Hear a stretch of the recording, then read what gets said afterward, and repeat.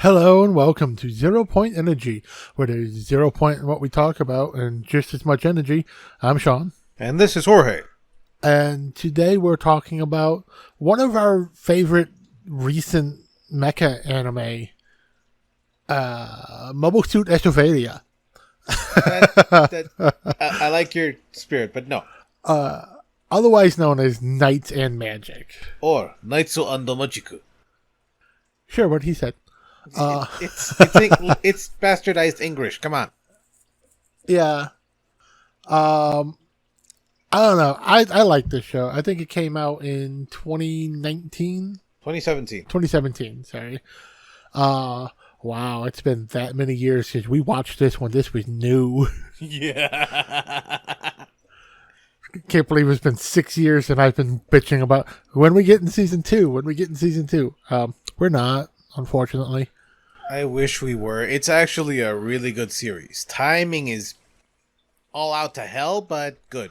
Well, the timing's out to hell because that's one thing we're going to talk about is the manga and the light novel are many volumes. Like the novel series are 10 volumes. The light novels, I think, are 11 volumes. The manga ran all the way until 2022. Anime is 13 episodes. Like, they rush through a good section of the light novels and the manga to make this anime. And it shows. Like, they have a narrator that is just doing and 3 months has passed since. Like, that narrator voice is doing double duty here. It's not only giving you exposition, but it's also filling you in on the fact that, hey, yeah, there's a lot of shit that we did off screen because we didn't feel like animating it. Yeah, I mean, I get it, just because there is so much material to cover, even just because of when this actually came out, 2010, for just the written material, manga and stuff. But they made great swaths of, and then this happened, and then this happened. Yeah, I mean, the 13 episodes we got are fantastic. They're beautifully animated. They're well voice acted in both Japanese and English. But it's very obvious that this should have been 2 seasons, maybe 3 seasons on its own. Like, they separated into our main character, Ernesti Chevalier. We segmented into his life. Like, obviously, this is an isekai. So the very first part of the first episode is he's a guy in Japan. He's a programmer. He works for this company, and apparently he is some god tier programmer. Because when the deadline for their big project changes, and all of a sudden they have to reprogram the entire thing overnight, all the other programmers are like, "We got to do that in one day." That's impossible. And he's like, come on, we can do it. And he just goes and starts writing code. And no, not just that. He literally tells everybody, "I'll take care of it. You guys go ahead." And he does it all. And he gets it done same night. Yep. Because the little ending of that scene is they're out drinking for the night, and instead of him joining them drinking, he goes down the street to the local hobby shop and buys a bunch of Gunpla and other mecha models because he is a mecha just otaku. Not unlike Sean. Yes, I love mecha. That's why I connect so much with this anime. Like Ernesti is me. Except for the programming stuff, but other than that, yes. True. I know shit about computers except how to turn them on. You gotta tickle them a little bit. No, just why would you do that to computers? They never did anything to you. In fact, they showed you porn. Come on. True. But and as is the case in 99% of isekai, Truck-kun sends him on his way to the other world. Yep. And, it's from here where we could have separated this into a longer anime if they really wanted to. Like, kind of like the way they did Jobless Incarnation. Jobless Reincarnation, but yes. Yeah, because like we start where they actually show that the child he gets reborn as dies. And then he's alive all of a sudden because, this man from the other world is re-inhabiting him, so he's reborn. But from there, we could have followed his young life for a while. And they do. They have this point of before he goes to school, then after he goes to school, where he starts elementary school, and then they have middle school, high school, and the graduation. All of that from the point of the main character dying, getting reborn in the other world, going to elementary school, going to middle school, going to high school, and his graduation. That's the first 6 episodes of this anime. They rushed that so hard. And again, it's episode 1 and 2. Oh yeah, he's a little kid. Episode 3, he's going to start school. And in between, you've got this narrator. And years have passed. And his power continued to grow. I want to see this grow. I want to see him learning how magic works. Like, at some point, he figured out that, magic is just programming code. If you sit and think of it like a program and you can think of how the script is supposed to run, you can make magic do whatever you want it to. Well, don't just have the character tell us that's how he does magic. Let's show him figure that out. Agreed. I mean, what's it called? Okay, yes, he's a genius, but he's not exactly a Mary Sue. It's more like this turns him into a Mary Sue. Because we don't see any of the hardship. We don't see we saw a little bit of the hardship in terms of building mechs. But other than that, we don't see him grow into being, holy shit, I'm super strong now, Yeah, like you never see so this is how magic works, therefore I can make it awesome. Or, magic works like this. Well, what if I tweaked this? Would that work? Like, you see that type of experimentation in a lot of other isekai shows that deal with magic and stuff like that. I kind of wanted it from this show. Like I said, we could have bumped this up to a 2-season, 26 episode thing and spent, again, we'll do the first 6 episodes of him being this little kid and going all the way up to middle school. And then we could have done the second half as high school and beyond high school. And that would have been a better pacing. Here it is 2 episodes and years have passed. And then 2 episodes and years have passed. And then 2 episodes and 6 months have passed. And 3 months. And then the next episode, 6 months have passed. And the next episode, 10 months have passed. And the next episode, 4 months have passed. Like, you hit a point after episode 6 where the gap in between every episode is several months. Also, at some point we just stopped keeping track of his age, and it's literally just months pass, months pass, months pass. Yeah, like I think he starts in the anime when we first meet Ernie or Ernesty as I think he's 6. Around there, yeah. And by the time of the anime end on episode 13, we just know it's some vague time after he graduated from high school, so he's somewhere between 18 and 20. Like, the thing is, the entire time, my boy's a Shota. He does not grow up. He's just this cute, androgynous, white-haired dude. Yeah, like, there's a running joke all throughout the anime, but that's the thing, it's a one-and-done joke where, like, somebody makes a reference, and then it doesn't get brought up. And then 4 or 5 episodes later, that same joke pops up again, and then no one mentions it again. It's the fact that Ernesty is a very feminine-looking person. So, when he's a little kid, it's, oh, wait, you're a boy? They don't know he's a boy until he says his name. Not just that. Okay. Literally, he was presented to the king with his genius ideas, and somebody says, okay, so the what was it? The kid from the house Chevalier is actually a girl. I thought it was supposed to be a dude. And then he says, I am definitely a man. I can actually present proof if needed. Yeah, like he just whipped it out in front of the king. Yeah, so apparently it's so common in his life for people to assume he's a girl that it's become a nonchalant thing to have to whip his dick out to prove he has one. Like, Okay, I don't want them to show us that part because at this point he's 10 years old, 11 years old. But it's funny. Maybe we could have had more interactions of this joke of every time he meets new important characters. That's, oh, you're a boy? Really? No. Really? No. And then he does the Goku where he pulls down his pants and, holy shit, you are a boy. Oh, that makes me confused. Which is one of the things that you don't get in this anime. It is not confusing. Like, it is not the, oh, that's a guy. Well, that's an uncomfortable boner. Like you do in so many other anime. Because there are a lot of anime where, like, that's an uncomfortable boner now.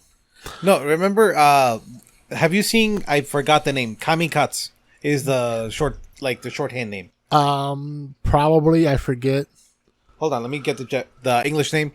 Kamikatsu is working for God in a godless world. Yeah, I think I want to say I've seen that. I'm not 100% sure I've seen Okay, that. the one where they're looking for the fruit that gives you eternal life and shit.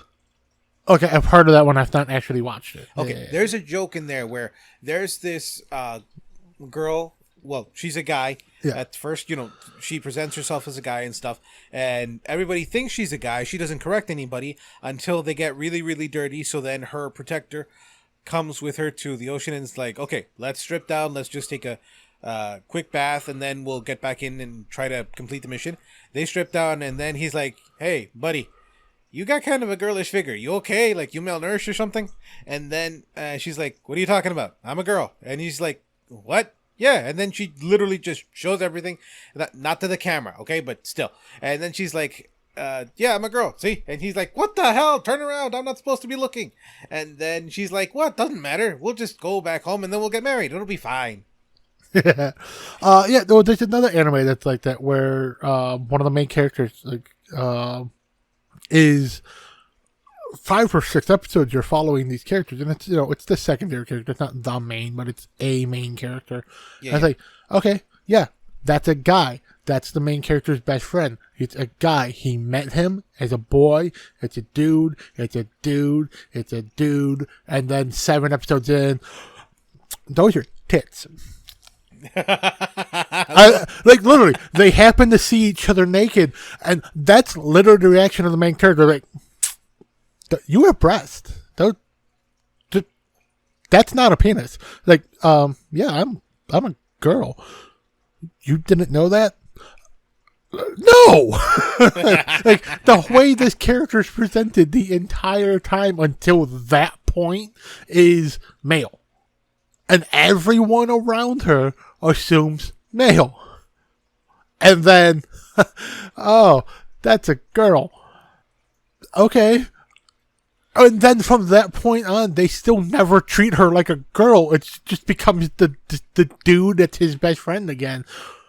Until another several episodes in, and then it's like, oh, yeah, by the way, that's a girl. Like, what? Yeah, my best friend is a girl. How do you know that that's a girl? Like, oh, I've seen her naked. What? Like there's literally a girl who he's trying to become romantically involved with that main character. Like, wait, you've seen her naked? Okay, that's that I have to process that. I didn't know it's called UQ holder. Oh yeah. It's well, is that a part of the Negima one? I think it might be part. Yeah, I think it's like an advanced future side story. One of that one. Okay, yeah. I've only seen parts of it. I haven't seen the whole thing. But yeah, like they're like that's a joke. It's a recurring thing that comes up. But it's like everyone forgets about it for a while, and then someone new comes in, and oh yeah, and hey, have you met my friend? She's really strong. She? Yeah, that's a girl. No. Yeah. No. Yes. Okay, that's a confusing boner. Okay, and again, current political climate, this is comedy, this is for the sake of fiction. Please don't be assholes in the comments or anything. Like legit, this is stuff that we, what do you call it? That we like to watch. This is fun. It is. And realistically, even in the real world, there have been some confusing boners sometimes. It happens. Yeah, I can't say no to that. And I listen to a lot of K-pop. I've seen a lot of music videos like, all the girls in this group are kind of sexy. That's a boy group. No. Yeah. Well, I feel dirty now. Look, how do I say it? Okay. Just because it makes your dick hard doesn't mean that you necessarily have to play through, if you know what I mean. In the words of Alucard, the return of the Y-boner with a vengeance. Shout out to Team 4-Star. Love you guys. Always making the superior version of certain shows. All right, where were we? We were on the fact that this 13 episode anime really should have been 20 or more because like the pacing. Like that's it. And there's nothing wrong with this show other than the pacing. That's it. Like hold on, I disagree. Hear me out, because the pacing, I agree, in terms of what you know should be there, is horrible, but it doesn't present itself so badly. It's not jarring. It's okay. No, that's what I mean. Like the story is told appropriately, even with the narrator doing that double duty. But it's like, you could have stretched out this explanation. We don't need this exposition dump for half an episode. Because that's what it is sometimes. It's like we've got badass action in one episode, and the next episode is, we skipped some time here, so now we have to explain everything that's happened in between. And one thing I like about this anime is it's not your typical, you are the destined hero, you are blessed by the gods and some shit. No, it's because he's overpowered because of his previous knowledge from another world. Yeah, like that's his only special ability is he has all the knowledge he had from being a 20-something man in the modern world who was a big fan of mecha anime.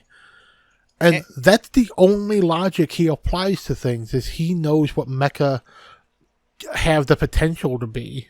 So it's like, oh yeah, here's a design that you're going to like.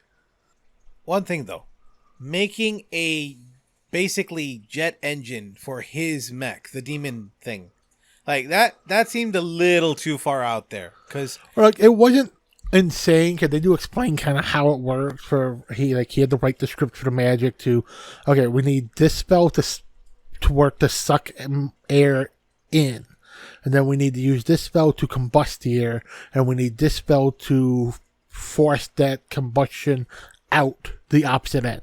Like he made a functional jet engine using the magic. Magic makes the vacuum, it sucks it in. And how he did it was they etch the spells directly onto magical discs that are inside, which are acting like the turbo fans.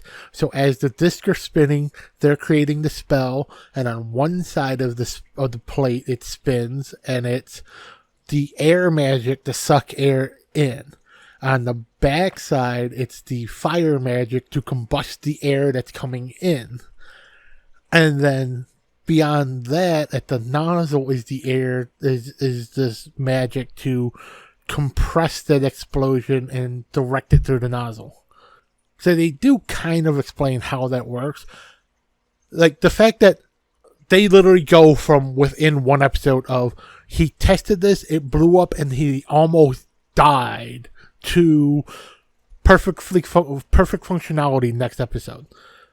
And it's just explained away with, and a few months have passed. He almost died, plays off the fact that he almost died, and yeah, in a couple months he perfected it. Also, no, one thing though, I love the fact that everybody's like, okay, the fuck are you doing? You're going too fast, or you're too out there. And then the one time he fails, or we show him failing, quote unquote, with that, the boss, the dwarf boss dude is like, the fuck is wrong with you? You should know better. What the hell are you doing? And then hits him upside the head because... Yeah, literally everyone at that point is telling him, you should stop. You should really, Stop being so happy. You could have died. Like, yeah, I get that, but I didn't. But here's how we can fix that. No, you almost died. Does that register with you at all? Yeah, cool. I almost died. Here's how I don't die the next time. And then.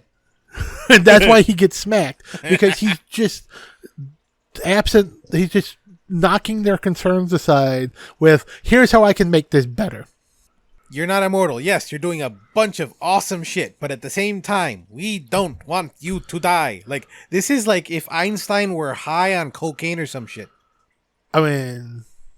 No comment. We have no proof that he wasn't. God damn you! It's true. We don't have any proof that he wasn't. Moving on. Just, okay. Specifically, though, also, he's really cute. Girls are hugging him and they like him, even girls older than him, which is questionable. We'll leave it at that. And, yeah. Oh, actually, only the one girl older than him, and even she's like, yeah, that's kind of creepy. Like, she even points out that maybe you're a little too fascinated.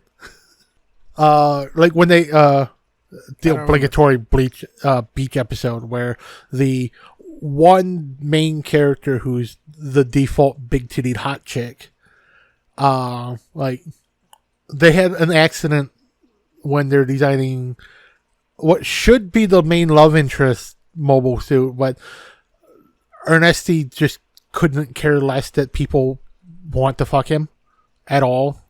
So he just blatantly ignores the fact that she's all over him any chance she can get, even though he acknowledges, how come every time I lay down you're like right up on top of me snuggling? Because she wants to fuck you, dude. Like, she's always putting her head in my lap to lay down. Yeah, she wants to put your dick in her mouth. Okay, just hold on. Like she's dropping very not subtle hints here. Hold on. But okay, back to the point though, is when the one chick, they have the accident, and the flirty love interest chick, Erin, I think her name is Addie. She's covered in soot and stuff because of the little minor explosion. So the big titted chick goes, yeah, but what's wrong with you guys? Like, did you see the pretty girl here covered in soot and you're just standing around? So she takes her to the river to take a bath. And there we get big titty chick showing off her big tits and even somehow tighter top than what she normally wears, and just her panties. And Eddie in what's just a slip that she's wearing under her dress. And she goes, oh, I should have provided Ernest. And the other chick goes, no, you're far too young to be bathing with other men. I'm like, yeah, I know, but Ernie's not another guy. He's Ernie. Which is weird. So it's like she sees him as this non-person, this non-entity, but then also is I would have your babies if you would just say it. Okay. She's not that intense. We're gonna. Oh, she is. We'll agree to disagree. Okay. One thing though, the way you're saying that, it kind of reminds me of Made in Abyss. I forgot the name of the main character, but her and the dark-skinned robot dude. Oh yeah. Like, she doesn't see him as a dude at all either. Yeah. Like, but you're naked.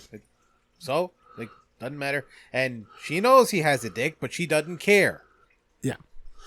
And here it's like the opposite. Like, it feels like Eddie really, really wants Ernesti, but then also doesn't want their relationship dynamic to change. It's like, she gets hyper jealous when her half-sister is being flirty with Ernesti, who's only slightly older. She's, when she's flirting with him, it's out, but no, he's mine. Like, no, you can't have him. And then she also gets super jealous when the spy chick gets introduced because, again, she's slightly older and a very attractive woman. And it's like, why are they always meeting in private? Why is she always going into his private room and talk with him and no one else is around? Like, what's going on? Oh my God, are they fucking? Why won't he do that to me?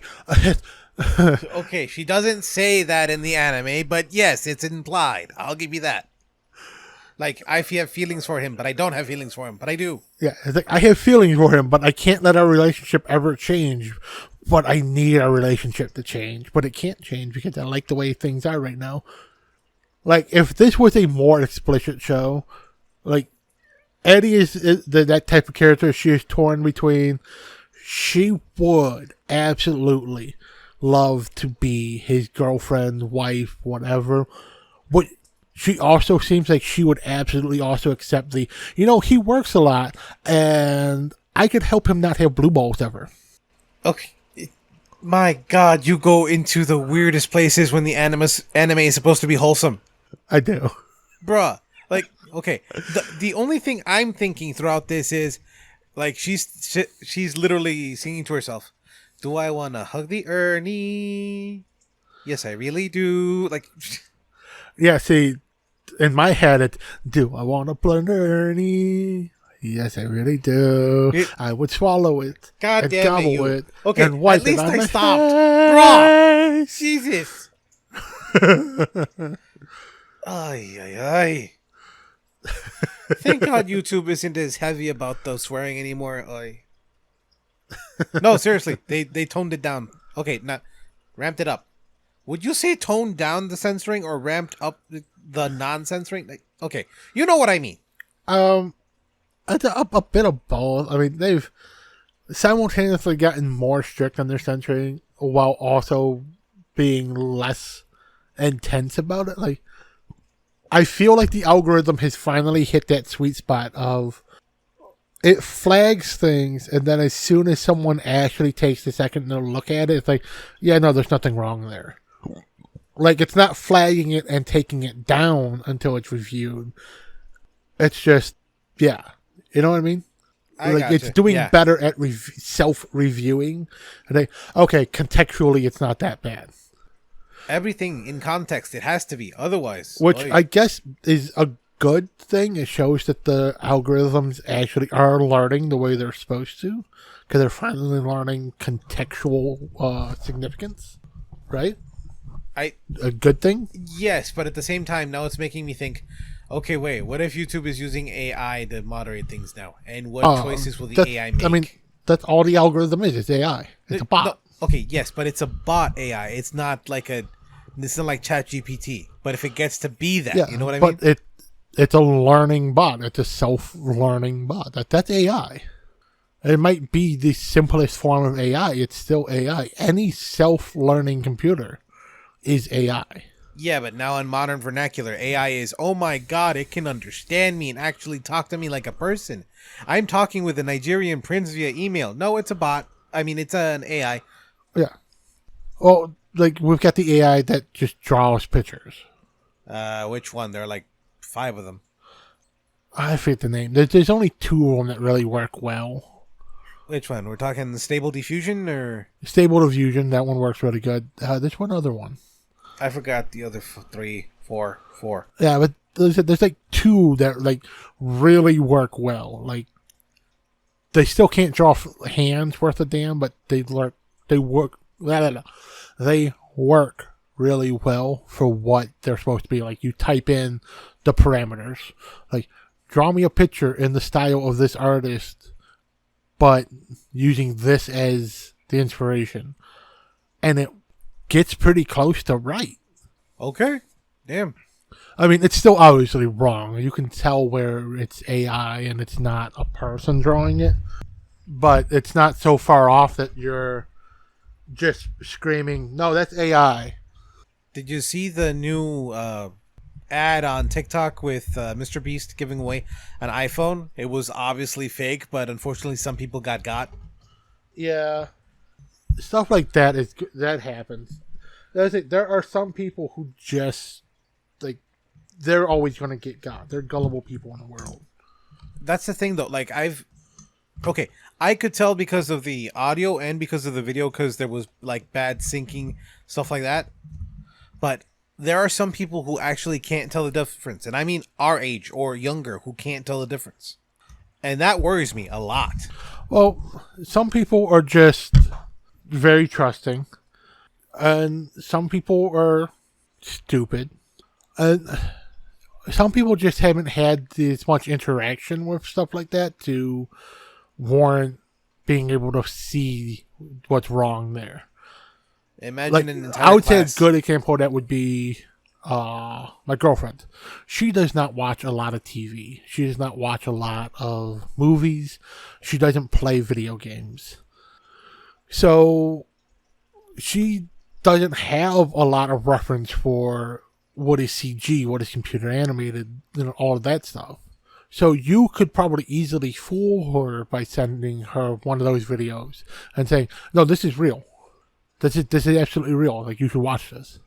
And if it's good enough, it's possible she'd believe it. But that's only because she doesn't have that frame of reference for looking for the fake. Like, I know we shouldn't be trying to see the fake, but I watch a movie sometimes and I'm like, oh, that's a CG effect. Oh, that's a practical effect. That's a practical effect that's been enhanced for CG. Like, I can usually, with a decent amount of success, by decent, I'll say about 70%, because sometimes it is really hard to tell that something is completely CG or partially CG. But I watch a lot of media. I watch a lot of YouTube videos. I watch a lot of videos about how you do those processes of how you animate stuff like that. I watch a lot of movies. I've watched a lot of TV that has stuff like that in it. I play a ton of video games. So I'm kind of more used to, and I have that eye for, the what's not quite right. Even a good example of that is you have a better eye for it than I do. So, like, you just brought that gaming tablet over for me to test how playable it is to put Steam up on my TV off the tablet. And you're over here nitpicking the little bit of aliasing, the little bit of rips and tears in the cutscenes. And I'm like, yeah, but this is a 360 game with roughly 360 quality graphics. It looks good. Like, my eye saw it, but I instantly just threw it to the back of my mind of, yeah, but it still looks like what it's supposed to look like. Yeah, okay. I don't buy a high end shit, but I at least expect it to look good, you know? Yeah, well, like I say, to me, it looked good, but it looked like what I expected. I expect, if I'm playing an Xbox 360 game, that it looks like an Xbox 360 game. So, yeah, I know that the version of, like, especially Halo 4, because we were playing Master Chief Collection, to test it out. I know that the version that they put in the Master Chief Collection is the Xbox One version. It's not the 360 version. Oh, I played the 360 version. So my reference for that game is not going to be the higher end, nicer looking Xbox One version where everything was smoother and nicer. It's going to be the slightly grainy Xbox 360 version, because that's what I know of that game. That's how I originally played it, even though I have played it upscaled in the more recent version. You know what I mean? I got you. So as long as it looks like what I know, if it looks like what I'm expecting it to look like, I can ignore any of the other defects. And that's sometimes what I hate about, there's a lot of newer gamers and stuff out there who, like, as soon as a game doesn't run at the absolute optimum settings, they're like, oh, that's a shitty game, and I don't know how you can play it on console because it doesn't run as good as this. I'm like, but it runs good enough. No, I agree. It's just I wanted it to at least be smooth, you know, like Yeah, I mean, it's not super choppy, and even with the little lag for running it through the HDMI, the Type-C HDMI connector that I have attached to the tablet, so I can throw it up on the big TV. Like, yeah, there's a little bit of video degradation when you do that. There's a little bit of input lag when you do that. It wasn't so bad that it became unplayable. Very true. Like, little tweaks to the control. Like, okay, my normal settings for the control, I would not have turned the thumbstick speed up as high as I did. I definitely higher than what you had it set for you, but not as high as I did. Why I turned it higher was to account for the input lag. I gotcha. Okay, yeah. So, yeah, that 0.5 millisecond extra that I added, you would never notice normally. But because I know there's an input lag of probably 0.2 or so, that 0.5 makes a big difference in not seeing that lag as I'm trying to spin the camera around. Okay, yeah. But that's because I used to play games attached to a projector. So I got used to the minor input lags, and now playing it through a device linked to another device, I already know how to account for that. How did you used to play it with that projector? Because that lag was horrible. That was almost a second and a half.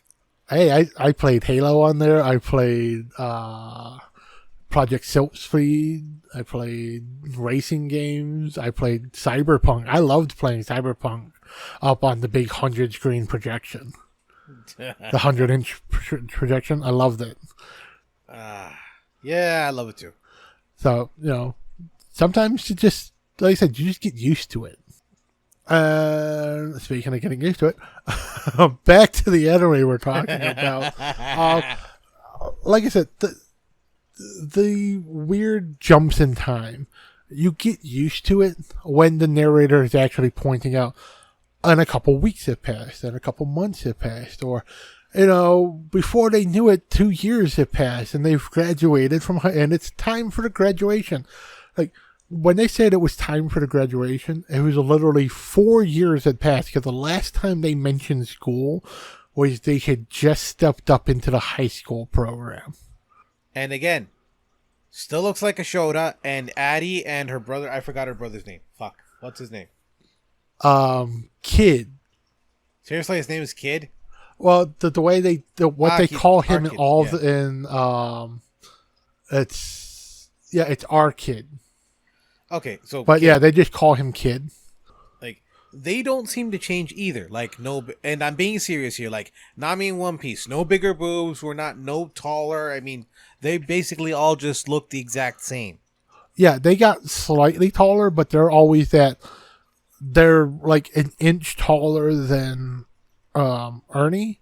So it's like, even as they age, they're that slightly taller than him, that's slightly taller than him. So yeah, they've caught up in height to the upperclassmen that they introduced many episodes ago. But even the upperclassmen are still bigger than the three of them. It's like, are they part halfling? What? I mean, yeah, it's like these three are like the smallest characters in the show. Like, except for even dwarfs. the dwarf. Well, that's the thing. The dwarf, when the dwarfs hit adult height, they're still shorter than most people, are still taller than Ernie, but they're about equal height to Addie and Kid. Yes. So they're still shorter than normal-sized people, which, according to the in-universe stuff, is technically those three should never be able to pilot these silhouette knights, the mechs that exist, because they're too short. That's right. Not mobile suits. These are silhouette knights. Yes. Apparently, the knight program, much like the tanker program in most countries, have a height requirement. And normally, you want to be short and compact to fit inside of one of those. Here, it's one of those, no, you need to be a tall, lanky motherfucker, because controls are put in awkward places. And they're like, well, why don't we just redesign the cockpit? You can do that? Literally, the designs for the mobile suits, goddammit, Silhouette Mechs. Knights. We'll go Mechs. Well, okay, the designs of the Mechs had not been changed in a century.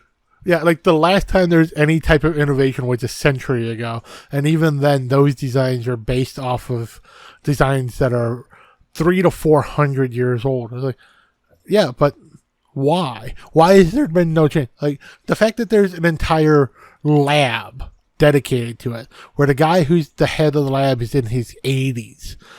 Like, oh my God, it's American politics. Yeah. We've got people who were born almost a century ago trying to tell us how to interpret modern rules. Like, no, that's how you stagnate. You want some innovation? Get some young blood in there, and everyone they see Ernesti's designs, and no, you can't possibly do it like right. Like, yeah, well, his designs work, and they work better. Like, if you accept the fact that someone younger than you can design something equally as well, and then you take all of your years of experience and you tweak his designs to make them work better. Like, that's what they're asking. And then, that's the episode 4 through 5 gap, or 5 to 6. About Where they literally have a competition between the Silhouette Night Laboratory and Ernesti's team of builders to see whose designs are actually best. Where okay, here's the way Ernesti modified this one suit. We'll give that to the lab. You take that, you figure it out, you make your best version based off of these upgrades. And Ernesti's going to ground up build a mobile suit from only in that same amount of time. And we're going to see whose is better. And through the entire competition, when you see them fighting, them testing them out and fighting against each other, everyone's comment is, well, if his designs weren't so rough, if they had more R&D behind them, if they had more experience behind them, they would be perfect. Well, no shit. This dude's 14. He designed something new and innovative. Of course it doesn't work perfectly. But maybe the guy in his 80s who's been building these fucking things for the last 50 years, if he I could make that work better. Like he did with their design that they gave him. Yes. Like the design they gave him had an 80% power increase. But it was too powerful. It was breaking itself because of how powerful Ernie made it. And it was also using up too much power, too much mana. Yeah. So when the lab fixed it, they tweaked it. Okay, now it's only 30% stronger, but it doesn't burn through its mana so fast. So it can sustain this extra output for even longer. But the extra output isn't as high as it has the potential to be. That's exactly what Ernesti wanted. That was the whole point here. Is he wasn't trying to say we should upend the design principles. It's like, why don't we just take all these people who know what they're doing and let them make new shit? Like, okay, just one more thing to add to that, but I also want to make another point with that, is that he was presenting his plans for what he wanted to do, all the new things to a marquee, and then the marquee was trying to be all political, saying, okay, you're not going to have anything to do with the king. I'm going to present it to the king, and I will get credit. And at the same time, Ernesti's like, oh, awesome. And he's like, what? You don't want credit? No, that way I can spend my time building more shit. All right, I mean, I don't have to explain this thing 20 times. I'll explain it once to you, give you my notes. You go explain it to people. Exactly, and it's like, so... But I'll get the credit. If he offers money, I'm taking that money. Like, yeah, I don't fucking care. Just make sure I get enough for my funding. Throw some money my way so I get some funding for my program, but yeah, you can keep the rest. Go for it. I don't care. I just want to build these things. And like, that is the purest form of awesome, because that's what most people want to do. But then no, they get bogged down by politics, by taxes, by bureaucracy, basically. And literally every time everyone tells them, like, why do you want to do this so hard? Why are you trying so hard to do this? It's my hobby. And everybody's like, and I was like, fuck? Do you have any other reason? No, I just really like them. It's my hobby. Huh? Like, do you want power? No, I want to build mechs. Do you want money? No, I want to build mechs. Do you want an army? No, I want to build mechs. Do you want women? No, I want mechs. Pretty much. No, like, and besides that, specifically, there was a TV show. I think it was like 1 or 2 seasons a while ago. What? Oh crap. Robin Williams, the girl from Buffy. I forgot her. Sarah Michelle Gellar? That's it. Sarah Michelle Gellar. And they were based in Chicago. They were like some kind of ad agency. And like Robin Williams was the head of the creative side, and one of his best friends was the head of the bureaucracy side for selling the product and shit. Yeah, Like, I don't remember this. bro. Okay. I don't remember Robin Williams having a recent TV show before he died. Okay, I will find it. Parts of it were awesome, parts of it not so much. I think it only had 1 or 2 seasons, but point is, it was showing the relationship between creative and bureaucracy and how you can't let either one really run rampant. Yeah. And you have to have a bit of a balance between both, because if we were able to do more R&D and not just invest in stuff that we know works, we would be able to get so much more advanced than we are now, like we did with the space race and shit. And I know a perfect example there of go for it. if you put money into R&D instead of constantly focusing on what already works. The iPhone. If they would fucking put any amount of money into actually researching how to make their phones better, instead of, well, this works, so let's do that again. Yeah, I can't argue Like, that's with why that. people have been shitting on them for, yeah, like, Android phones, Samsung specifically, like, they've had a lot of technology that's going into the most recent iPhone for 7, 8, 9, 10 years. And, like, why? Because all the Android phones, we don't get a new phone every single year. Why? Because they spend the time on research to, okay, this works, how do I make it better? Not, this works, so let's carry it over to the new design. That's not a new design. That's the old design with extra shit. Agreed. And again, we bash on Apple a lot, but they fucking deserve it, honestly. Like, here's a great one. Apple just introduced putting titanium on their phones, which in destructive tests, where you can watch a lot of video testing, the titanium version of the phone ends up being more brittle than the regular aluminum version. Like the 15 Pro that has titanium breaks easier than the regular 15, which has the aluminum case, because they didn't do it right. HTC had an all aluminum phone in 2008. I mean, an all titanium phone.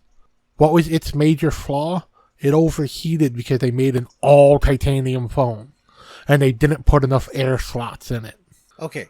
But like, this is a company that almost 20 years ago, figured out, we could just make the entire case of the phone fucking metal, and we could make it out of one of the strongest metals ever. It's actually not that extra expensive. And then what was the issue? Oh, you forgot to drill extra air holes in it. So what did they do with the next version? Put a bunch of air slots in it.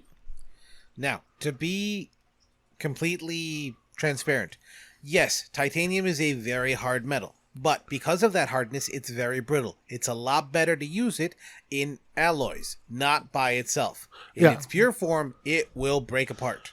And that's actually what's happening with the 15 Pro, the iPhone 15 Pro, is because the titanium isn't flexible. When you start to flex the phone, like how you would with it in your pocket, and especially the people who put it in their back pocket and then sit on it, it's snapping because it's not bending at all. Whereas the aluminum, the regular 15, it has that little bit of give. And that little bit of give is all you need. Okay, yeah, but you really shouldn't put anything in your back pockets. It will mess the fuck up out of your spine. I know from personal experience. You shouldn't, Don't do it, but people. Most people who put their phone in their back pocket are women, because sometimes the back pocket, which is woefully inaccurate, is also the only pocket their clothing has. My apologies, ladies. Wow. Yeah. From a clothing design standpoint, all of women's clothing is so woefully impractical. Like, a 3/4 sleeve t-shirt on a man is about there. Yep. Which I'm showing, it's about halfway down my bicep. A 3/4 tee on a woman is almost a muscle tee for a guy. It's up at the top of your arm. Damn. Like, why is their t-shirt somewhat smaller for the same shirt? Like, even a full t-shirt. Mine comes all the way to my elbow. Theirs stops before the elbow. Women's arms are not statistically longer than men's. their t-shirt shouldn't be shorter.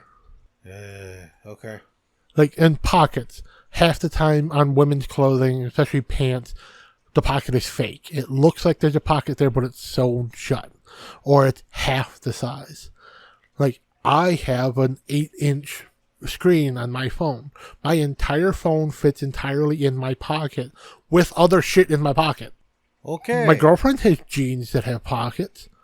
She can't put her phone in her pocket and have the phone be entirely in her pocket. There's always a part of it hanging out a little bit. And at the same front pocket, why is the women's pocket so much shorter? She has a 5.6-inch screen because she's got an older iPhone. Okay, to be fair, I know the answer to this one just because fashion. It's because if it's a bigger pocket, it looks bad and it doesn't accentuate the female form the way that it's supposed to, quote unquote. Again, I'm doing air quotes here. Supposed to. Yeah, no, that's not it. That's what I was told. You can't sell women purses if they have pockets. You know what? I actually want to see this. We buy women's clothes. We literally... I have a friend who's a seamstress. She can have you ever put seen a woman's wallet compared to a man's wallet? No, I've only seen those clutch purses. Exactly.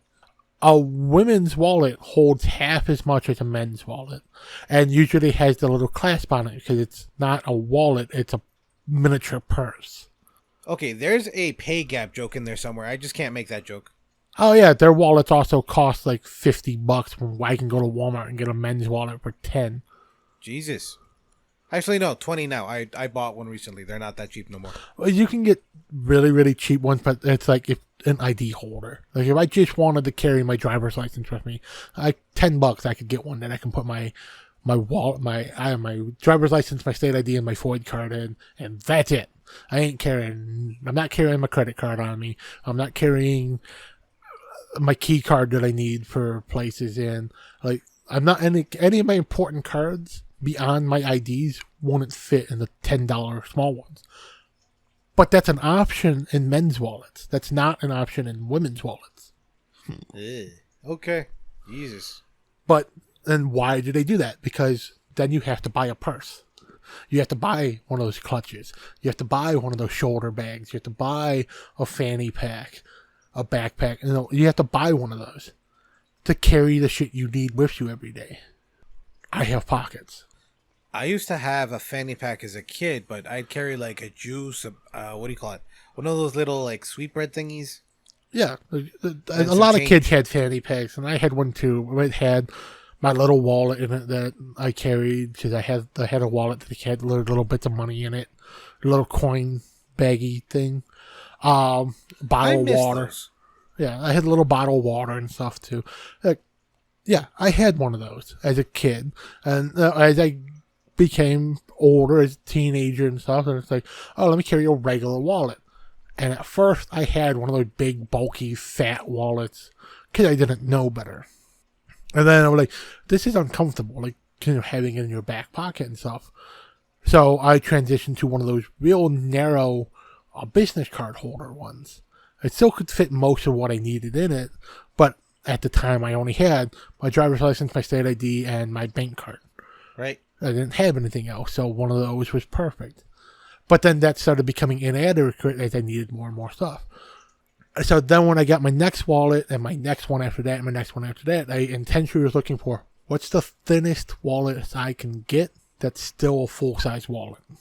Because that's at that point I had known the whole, it has to be smaller. And I used to always, like, when I would sit down places, especially if I was sitting on the floor, because I used to like sitting on the floor a lot. I still kind of do, but I'm on furniture more often now. But, like, I used to go hang out at my friend's house. I would empty my pockets. My keys, my wallet, my phone were sitting on the floor next to me because it was uncomfortable to sit on. Exactly. And it wasn't until I was well into my 20s that I discovered tactical pants and cargo pants. Like the comfort of cargo pants and having a pocket. Like having not just my normal hip pocket, but having the other pocket by my knee. And what I use that knee pocket for is that's my wallet pocket. See, I grew up with those, but I also grew up going to mass on Sundays. I would literally hurt my knees because I'd have pens in there and stuff like that. I'd be like, and I forget. Yeah, and see, that knee pocket for me is only for my wallet. Eh. So I've got my wallet on my side of my leg. Also, it makes it really hard to pickpocket you then because it's down by your knee. Like, yeah, I might not notice somebody sliding something out of my ass pocket because, so I have a big ass. I'm a big guy. I'm always accidentally bumping people in a crowd. So, you would play it off as you just bumped into someone. I would notice somebody intentionally reaching for my kneecap. True. Which is why important shit goes down there. Also, if somebody is sensitive enough, I could picture them replaying that scene from, what the heck? The one with the two dudes who, like... Oh, not at the Roxbury. That's it. Yeah. Are you touching my ass? Sir, from where you are, it is physically impossible for me to touch your ass. You're in a different country than me. If you want to touch my ass, just ask. Exactly. Stupid ass movie, but It's a stupid movie. It's a great movie, though. Yeah. All right. Like, if we ever do that one, we need to be able to play the music. I damn the copyright. I'm playing the fucking song. God damn it. Dun, dun, dun, dun. Dun, dun, dun, dun, dun. Okay, back to the... Okay. When they're studying all this stuff, making their mech, they also, unfortunately, have a conspiracy where the Order of the Bronze Fang steals one of their silhouette knights. Yes. They steal the first one that was modified. And, like, it just becomes this whole thing of, wow, these things are pretty easy to steal. Like, oh, this is the most Gundam episode of this, of... Hey, what happened to all those new mobile suits you built? Somebody stole them. That's Gundam right there. Okay, but to be fair, in the end, they only got to steal one. At the end of most of the Gundam shows, they only steal one because they blew up the others. Fine. Now, unfortunately, yes, they stole one, but then after that, Ernesty comes up with an idea for security. A key. Yes, he imprints magic on a key and then imprints magic on a slot inside the, I guess, dashboard control console of the mechs. So you have to insert this dagger, which is also the key, into it. And like, oh my god, they went Power Rangers with it. I thought the same thing. Just... Because it's like you can use it as a weapon, but it's actually a key. It's like, oh... Cool. But the thing is, like, because of Ernesty and his love of overly complicatedly explaining things, he's explaining what this thing is to Edgar, the guy who he gives it to first. It's like, I don't... Like, he's baffled. He does not get it. And then he finally goes to his mech and he's like, yeah, you just slot this into that slot. And, oh, it's a key! It's like, yeah. You could have just said you made keys. No. Okay. This is gonna be... Edgar is not dumb, but he's the dumb musclehead of the group here until we meet the prince. Yeah. But before the prince is introduced as a character, Edgar is he's the capable, intelligent leader, but he's also the dumb meathead. Okay. Now, like, again, he's not stupid. If you'd have just said, "Hey, I made a key so people can't steal your mobile suit," he would have got that. You went into the scientific explanation of why this works, why it does the thing it does, how it works, the principles behind. Oh yeah, you have to put this in, and then the spell that's on this registers with the spell that's on that, and it makes a whole thing, and it powers up. And then he does it, and he sees how it works. And so you made a key. Yeah. That's exactly what I did. I made you a key for your mobile suit. Awesome. Like, you could have started with that. Okay, two things though. Number one, he did a thing. Let him have his fun explaining the thing. Number one. Number two, this reminds me of a scene during Red vs. Blue. Yes, I know you don't like it or you don't see it as much. I did watch a lot of Red vs. Blue. Okay, specifically. All right, they were talking about a key that Tucker. If you want to look it up, look up Red vs. Blue. It's awesome. But Tucker has the sword from Halo, and they say it's not a sword, it's a key. And then he's talking with what's his name? Church, and he's saying, well, what if it's actually a key that just unlocks people's death. I freaking love that show. It's like it's a sword, but it's a key. In this case, it's a dagger, but it's a key.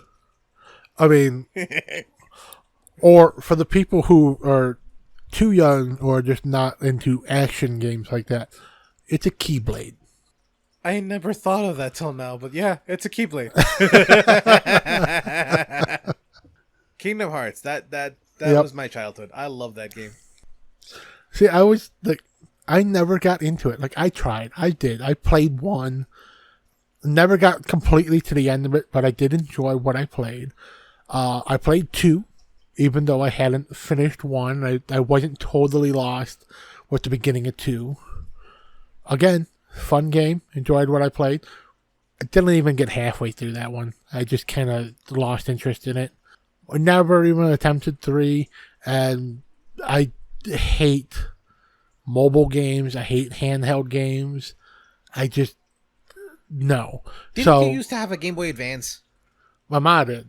I would play it occasionally just because I would get bored, and but I would literally, I had a Tetris game for it, so I'd play Tetris, and I had a regular Game Boy back in the day that also had Tetris on it. I play those handheld games for the dumb shit that I think they're meant for. This is how you waste time when you play Tetris. Bruh. On my phone, I have a Tetris game. Okay, I can agree with that, except for I've gotten to the point where I play stuff like PlayStation games on my phone when I'm bored. That's one of the reasons I got that controller I showed you, because I can literally just play on my phone. I don't like the smaller screen, I'll admit, but it works. Yeah, see, well, for me, it's more of, I am really, really, really, really annoyed when I don't get optimum battery efficiency out of my devices. And gaming on your phone burns your battery. Watching videos and stuff on your phone burns up your battery. Using your phone for GPS directions burns up your battery. No. If you don't know how to get there, that's your problem. I admit, I use GPS, but I try to avoid it as much as possible. The most thing I use that eats up extra power on my phone is I use my phone to play podcasts that I listen to while I'm driving. Yeah, okay, yeah. Other than that, my phone will last me 2-3 days sometimes. Sometimes I come home from work, my phone's at 60%. I don't plug it in. I just leave it sitting in the living room so I don't have to listen to it beeping all night because I never mute my phone. I'll wake up in the morning and, okay, it was at 60% when I went to bed. It's at 58% after 8 hours of sleeping. Okay, I don't know how you do that. I always plug it in. Because you also have 800 notifications on your screen all the time and 20 background programs open. Close all that shit. Get rid of that shit. If there's a program that needs to run in the background 24/7 for it to function, that's a useless program. Take it off your phone. Antivirus, buddy. Antivirus. Don't go on shady websites. We both know you and I watch porn. Yeah. Not on the shady sites. That's where the good shit is. We're not going to advertise anybody here. You want to watch stuff, look it up on yourself. By yourself. I like the orange and black one, though. Yes, I like that series on Netflix, too. Orange is the New Black is awesome. Okay. God damn it. This is going to be a long one. Okay, back to the series. You know what? How long are we going? We've got an hour already. Okay. But it's fun. Okay, I know we said we're talking about the show, but this is one of those shows that it really doesn't need a lot of explanation. It is an isekai about a fantasy world where they have mechs, and they use the mechs to fight. That's it. They defend the territory from other countries, and they defend their territory from what are called demon beasts, which are these animals that are monsters. Basically, they get bigger when they have huge magic cores inside of them. And one of the awesome things that Ernie did, we didn't even talk about that. We should have talked about that. Oh, Ernie eventually, the first time he pilots a mech, it's completely out of mana. and the pilot is passed out. So he gets in it, and he figures out, and it's the only time we see him do this, that you don't need to have the reactor full of energy for it to work. He rips out the controls, plugs his 2 custom wands into it, and then in his mind writes the code and scripts to make it function, and he's powering it entirely off of his own internal mana. No, he's not. He didn't run out of mana. The other guy just fell down and he knocked himself out. Yeah, but he fell down. He didn't knock himself out. No, sorry. They even mention later, like, how did you make it work? Like, oh, I became the engine. No. He rewrote the scripts on the engine to make it run through his will alone without having to do all the levers and shit. Yeah, but it's also like he shouldn't have been able to power it. As like everyone said that he should not have been able to power it because he didn't fit in the cockpit, but also like normally the pilot has that thing that go across their chest. Yeah. He didn't have that buckled in. He was not tied into the reactor the way the normal pilots are. And he mentions, oh, I rewrote it so that I became the engine. He was powering it off of his mana. No, you're right. He did. He was the engine, but not the reactor. There's right. a difference. But the engine supplies the power. The engine powers the reactor amplifies the engine. That's the way they explain how that works. They do half-ass explain how that works. I thought it was that, what's it called? The engine was the computer that controlled everything, and then the reactor was the power. The reactor balances the power. The engine supplies the power. Okay, we're fucking something up in there. I swear we are, but fine. Either way, it's, again, he makes it so that he himself is controlling the mech. He does it really well. And he does it amazingly well. He's pushing this thing to do stuff that no one even knew was possible for these mechs to do. The way it's moving, how fast it's going, and all of that. And eventually, like after he does that, he gets summoned by the king to talk to him. And the king goes, I'll give you any prize you want. What do you want? And he's like, I want to know how you make those reactors. I can't do that for you. That's the only thing I want, though.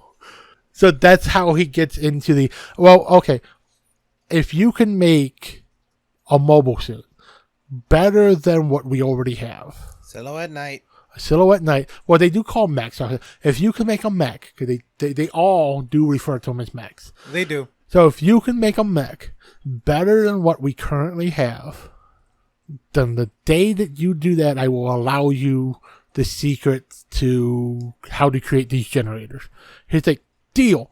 And then spends the next couple years of his life modifying all the existing ones to make them all better, and then builds his own from the ground up. And then he's like, see, I did the thing, so I get that, like, I get the secrets now, right? Like, yeah, a promise is a promise. Now, one thing though, in that battle, he didn't just move this thing weird, okay? There was this huge ass, nigh impregnable. Yes, known as a behemoth. Yes, behemoth, demon beast. Where they'd shown other people try to target its eye, and they weren't fast enough to stab it before it was closed its eye. When Ernie tries to stab it, and he's moving so fast, he just jams that sword all the way into his eye. And then he's using the other sword. He's trying to like find this weak point, and then finally it's like, oh, wait. And it just shoots the lightning at the sword that's in the eye and fries the thing's brain. Like, hey, that worked. Like, you could have thought of that before you damn near destroyed the mobile suit that you're piloting. Oh, yeah, that's another thing. Because he was doing stuff that was so unorthodox, he literally destroyed it from the inside out. Oh, yeah, like he made an entire arm just disintegrate. It blew itself apart. All the armor and the inner frame of one leg was completely destroyed. Like, how the thing get the magic to go through the entire thing to power it is they have these crystals, and it's a crystal muscle.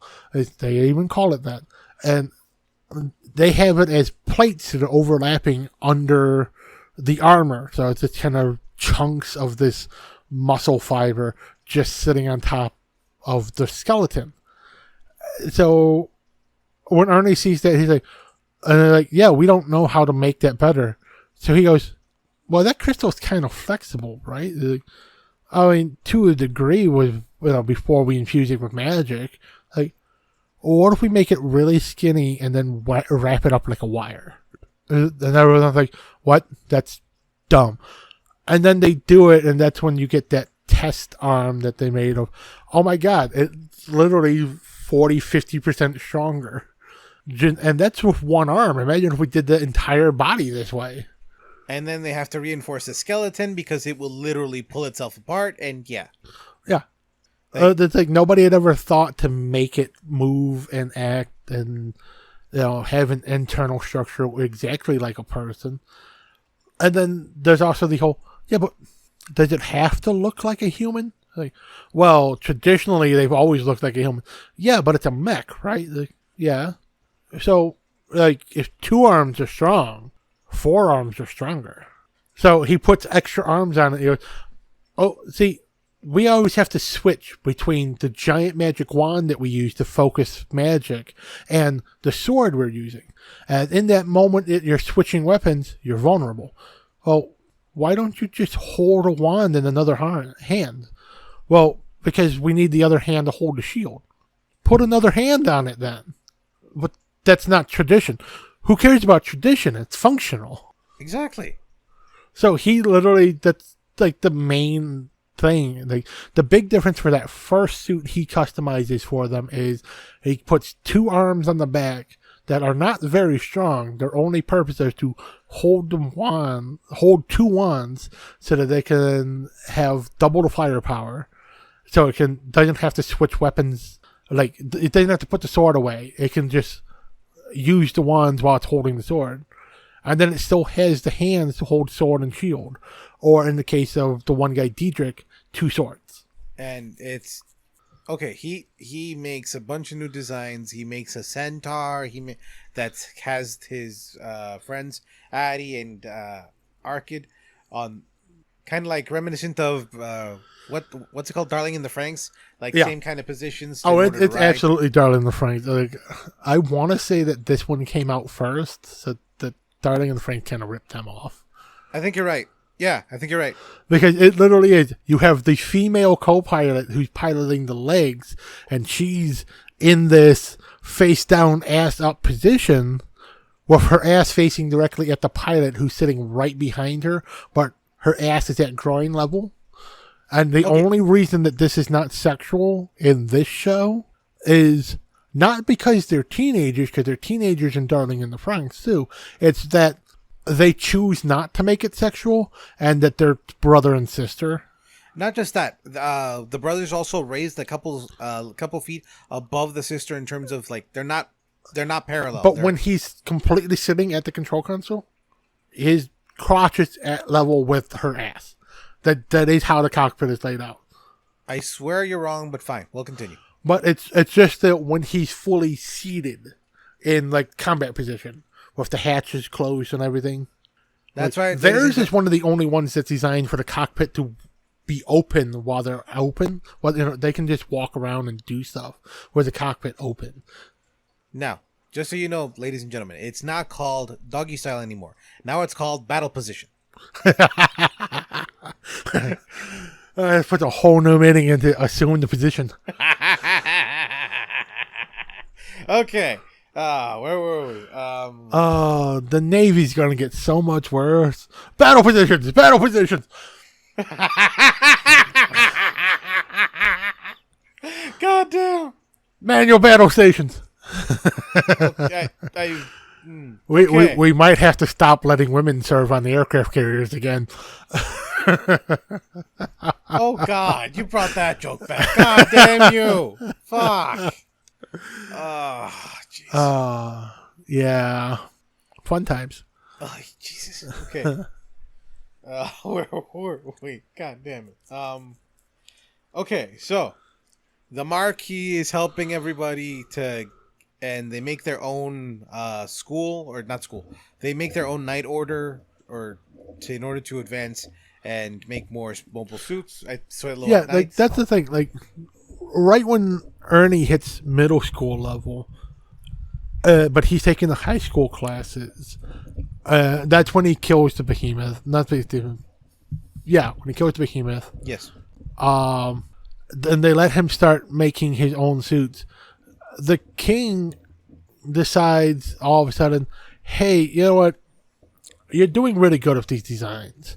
We're still not going to teach you the secrets of the reactors quite yet, but hey, you and all your friends and all those people who've been helping you design it, you're now our newest Knight Order.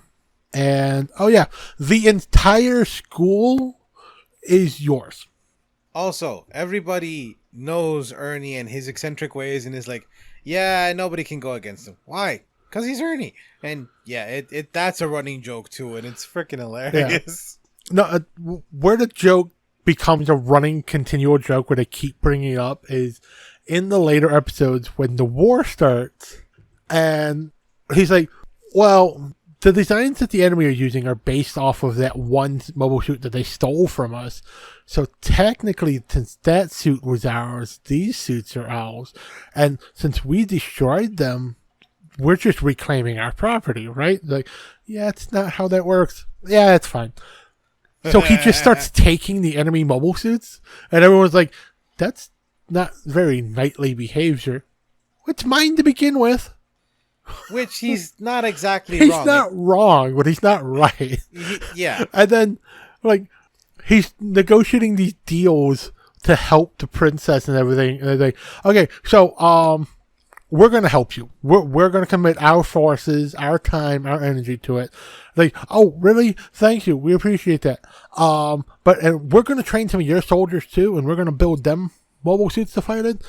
Awesome. Thank you. We love you. Like, what can we give you in return? Oh, we don't want anything in return, but, hey, technically all those enemy mobile suits are mine anyways, so everyone I destroy, I get to keep. And anyone you destroy, I also get to keep. Which they change a little bit afterwards. And then yes. Everyone's like, yeah, no, like, he could have asked to take all your castles, but he didn't, but he would. He's like, no, I want it. Yes, you fucking would. You know you would, you little bastard. Yeah. Like, every time he comes up with a new thing, it's like, yeah, so, everyone that you destroy is mine, plus everyone I destroy is mine, plus all of them are mine anyways. So, yeah, it's like, that's not how that works. But he's not greedy, though. Like, see, I'm not greedy at all. It's like, you are. Now, one thing, though. The country that is being invaded is Karasprusha by the country of Zaladek. The princess of Karasprusha is the one who makes this deal with, what's his name? Ernie. And at the same time, when they need, what are they called? Silhouette Knights. Then Ernie says, you know what? Let's just take the parts and put them together in your knights. That way we can make them stronger and help you out. So he is a little giving. Well, that's the thing. He's like, oh, we can totally modify yours. What we'll do is we'll just steal parts from the enemy. Perfect, right? I'm like, yes, that works. I'm like, okay, cool. As payment for that, though, any mobile suit that your guys build with the parts that we stole to put on them, we get to have those. He did not say that. He did. They even said, like, we can get the parts. We can upgrade your entire army right now and make extra suits. We have the materials. We can just take them from the enemy. Yes, but he said. And then after that, they go, that's great. And like, and how? But we don't know how we can pay you back for that. Like, well, you could pay us back by every Silhouette Knight that your Silhouette Knights destroys. I get full rights to. It's mine. Yes, no, that is true. Okay, I thought you meant that they would have to give them their Silhouette Knights at the end of the war. It's like anything that gets destroyed, mine is mine. Yep. Like yours that break, that's mine. I'm gonna fix it, but it's mine. If you he kill, did not say that. He doesn't, but that's basically how it's working. He's like, this is mine, but here. There's even a point where they go, but how do we don't know how to use these new weapons. Oh, it's fine. We're going to loan them out to you for the duration of the war. He uses those words. We're going to loan this out to you for the duration of the war. Meaning, we built this specifically for your soldiers to use, but it's mine. give it back when the war's done. He doesn't say give it back, but he says specifically, we're going to loan this out to you for the duration of the war. That is wholly implying, this is mine. I want my fucking toy back when you're done with it. Fine. Okay, now, he meets the grandson of the king, Leo Thomas, and the name of the king is Ambrosius, who then abdicates his throne and gives it to his son, Leo Thomas is the son, and then the grandson is Prince Emrys. Yes. Yeah, there we go. Giving them both different mobile suits. The gold Leo for Emrys, and Ambrosius has the other one. What the hell is the other one called? The Silver Tiger. Silver Tiger, that's it. Then the next major thing that happens is we find out that the Kingdom of Zaladek has flying machines. Yes, they made airships. And they made like legit, like even slow wise, airships from like Final Fantasy 7 or 6 even. Yeah. And when they find out what powers them, it pretty much they figure out that is a waste, but it's one of those, it's the American way of doing things. They designed these things to break and replace parts because they can easily make the replacement parts and just crank them out. And what it is the reactors that the flying ship use and the reactors that the Zardek Silhouette Knights use, the chamber it runs on a crystal that's concentrated ether. It's the thing that creates the mana is ether. Yes. And they figured out how to concentrate it to make crystals of it. And as these crystals are used, they burn up and they destroy. And as you're doing it, it creates a lot of wear and tear on these reactors. And as you burn up all the crystals that are in it, you burn out the reactor until you replace it. And they literally made it so you could crack it open, pull that core out that holds the crystals, and slap a new one in, and the reactor still works fine. That is the most American way of doing things. So how do you stop this thing from breaking? Why is it so strong? Oh, we break it every time we use it. What? We have money. We just make new ones. Yeah. Like, why make one thing that has an engine that will run for 800 years? We can make 500 of those engines. That will run for 20 minutes. Yeah. Okay, yeah. You know what? I can't deny that. I agree wholeheartedly. Wow. I didn't think about it that way. Damn. What essentially they're doing for this war effort is, like, you always see them come with big numbers. They always have so many more knights. They always have 4 or 5 of those airships. And even though they lose these battles, they're losing them, again, by the hundreds. These knights and the airships, usually 4 or 5 of the 6 that show up get shot down. That is the World War II strategy of the U.S. when we introduced the Sherman tank. Oh, wow. Send 50 of them. Well, like, they're woefully underpowered. Yeah, that's why we said send 50 of them. 40 of them get blown up. Yeah, cool. We got replacements. Send more. Send more. Send more. Send more. Like they didn't care that they were overpowered in a 1-to-1 fight. Stop fighting 1-to-1 then. Fight 5-to-1. Fight 6-to-1. That ain't right. Damn. Like, overwhelm them with the fact that we can mass produce these fuckers. Okay. Back to the series. Which, that's basically the entire Zardak. That's how they build everything is, let's build 80 of them. They don't have to be strong. We have numbers. Okay. And like right before this, Ernie meets the elves who create the mana reactors and learns the secrets for like 3 months. Yes, which, according to the elves, it'd be completely impossible for a human to learn to use the magic that they use to etch the spells directly onto the mithril that they use to embed into what is actually the heart of these giant beasts, the demon beast. Like, the core, what is the reactor, what they call it's the heart of the mech, is actually the heart of a demon beast. The bigger the demon beast, the bigger, more powerful the heart that they dig out of it. And they only make like one reference to this early on, is immediately after Ernie kills the behemoth, the first one. You hear when all the other knights come and they're rendering aid and helping the injured people, is like, okay, get a crew over there to start harvesting the heart. And it's never mentioned ever again until Ernie goes to the elf village and learns that, oh yeah, the reactors are actually made out of the hearts of these things. And then somehow that we don't find out, he makes some kind of attachment to his silhouette armor, his little suits. The little silhouette gear. That's it, silhouette is gear. this tiny little, it's like the power armor that you'd see in like Bubblegum Crisis. There we go. Yeah. He has like an attachment to it that he adds to his fingers that allows him to do the same thing the elves do, to make the material malleable and write the script into it. Oh, he doesn't have to be in that. He just learned how to work the metal. It's easier when he's in the silhouette gear because it makes his hands stronger so he can flex. He's still not physically strong enough, even with the magic, to reshape the mithril, because it still takes like, his magic isn't strong enough. Like the elves, it's inherent. They can use that magic from the day they're born.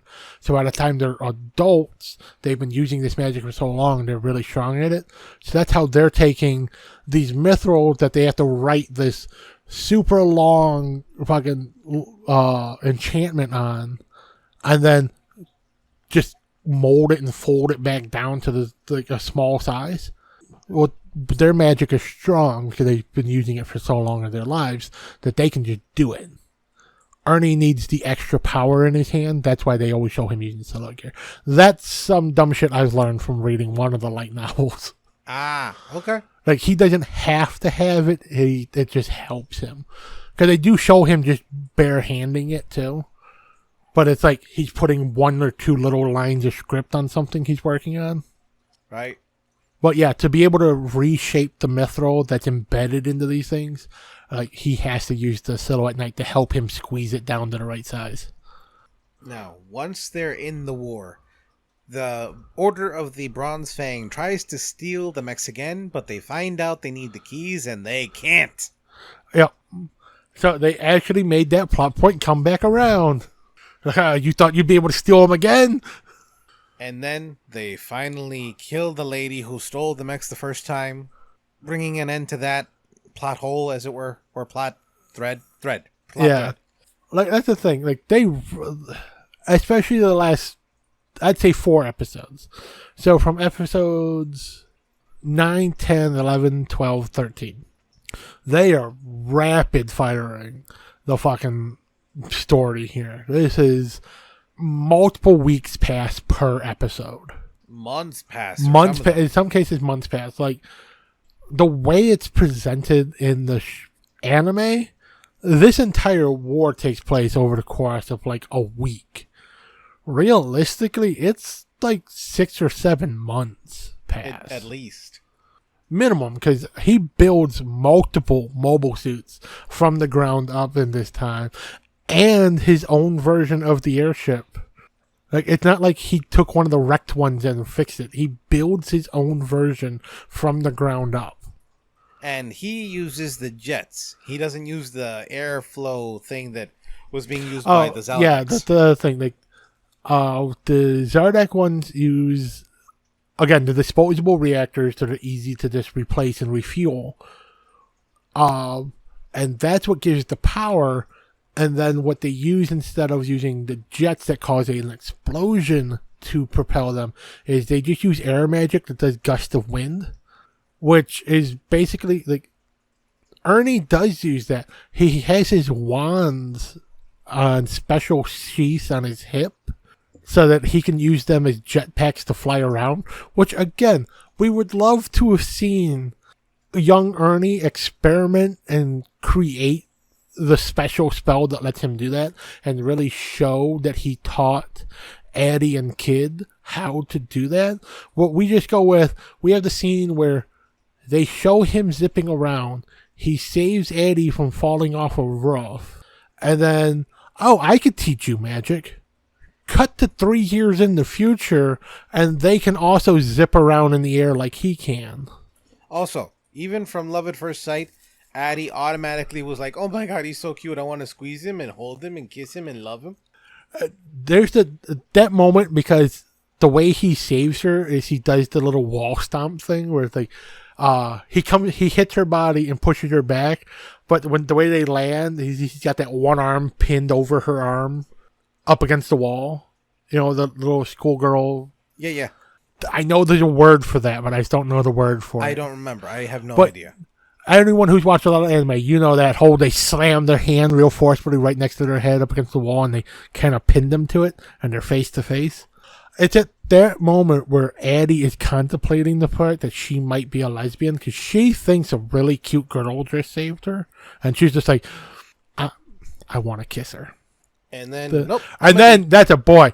Oh, I'm a fuck that. God damn you. They were like it's 7. From that point on, it's like, I'm going to have his babies. No. I hate you. You don't think that way when you're that age. You think like, oh my god, I like him. I mean, I've seen a lot of anime where people do think that way. And you've told me time and again, that's not realistic. This is all etchy. It's not, but it's not. It's not, but it's how anime people think, and that's how she's thinking. You can her entire interactions with him from that point on, especially finding out that he's a boy, is like, he's my best friend. I'm gonna fuck him if he wants to, though. I hate you. Moving on. Just moving on. Oy. Like, but it's true. It really seems like that's their dynamic. I hate you. Moving on. Anyways. You're just sad because you've never had that dynamic with friends. Fuck you. Anyways, what do you call it? We see his demon silhouette knight called Ikaruga. Yes, which looks like this weird mix of, for real world mechs, well, not real world, but other anime inspired mechs, especially in terms of coloration and the way it looks. It looks like MD Geist from the MD Geist OVAs and a mix of the Gundam Blue, I forget what the hell it is. You're the Blue Excellence Gundam or something like that. I'm totally spacing on it. But the name Blue is actually in it. It's like the main character Gundam of the show. I don't know. I don't know where my phone is, so I can't look it up. All right, you look it up. I think it might be Blue Dynasty or something like that. You look it up. I'll go with the next part of the story. All right, so specifically, he shows off his Gundam. It's very powerful. Not his Gundam. God damn it. His Silhouette Knight. Fuck. Okay, he shows off his Silhouette Knight. It's powerful. It can fly. Then shows it off to the flying ships later on. And the entire time, the genius behind the flying ships, I forgot the fucker's name, literally just goes like, the fuck is wrong with you? How dare you step into my domain that is the skies? And then says, I do it elegantly with wind magic, but no, this motherfucker does it with explosions. The fuck? And yeah. Then from there, once we actually have the, once these guys actually see each other, later on they fight again and they have a showdown because the other guy, what is this guy's name? Let's look him up. No, that's the prince. Which one? Two Swords? Huh? The multi-sword guy? No, the guy who's the that's it, Horatio Gojas. Horatio Gojas. The genius. Yeah. Horatio, whatever. He literally has like these little bits of metal and other shit to clog the turbines or jets of Ernie's. It's one of the things it won't. They even mentioned it won't cause any direct damage to the engine itself. What it will do is cause wear and tear on the little disc inside that have the magic etched onto it. And that magic no longer works, and then Ernie falls from grace. I was expecting you to come in with some dramatic shit. God damn it. Okay, you know what? Gotta press pause. I'm pressing pause on this. Like, I don't know, kind of like those geese that we're not allowed to shoot at. Like, I love when they dive bomb and fall from the sky. Oh, okay. Oh, he fell from grace like a Russian 5th gen fighter that doesn't exist. Okay, that's not exactly what I meant, but That's modern world context here. Of the Russians are getting their asses kicked by the Ukrainian forces. okay, fine. Hopefully, you know what? Fine. Fuck it. Yes. I mean, okay, I know what you're looking for here. You're looking for me to take your saying "fall from grace" and like a fallen angel or something like that. But I'm really trying to tone down my anti-Catholic rhetoric. I did say that I would try to tone that down a bit. I didn't make a single pedophile joke this entire episode. I don't think they've gotten to that point in terms of our back catalog, but hopefully then they'll understand Well, this point. they might not have heard it, but you've heard me say that I'm going to try to tone it down. Yay! Finally! So Hallelujah! I'm trying. Praise the Lord! Jesus Christ, my Savior. Okay, I'm done. Like, praise the Lord, and then, yeah. Where were But we? okay, we'll go back to it. And, as Jorge said, Ernie, he falls from grace, like a Catholic priest's pants around an altar boy. Cutting this out. I hate It's you. like a congressional hearing. Reclaiming my time. Yes, reclaiming my time. Okay. Then Ernie. Is that what you wanted from me? No. Okay. Ernie then puts in filters on their next rendezvous, and they start fighting again. And he was able to actually take down the ship. I forgot how. What did he do again? They created javelin launchers. That's it. Yes. Like, everyone's like, spears can't reach this high.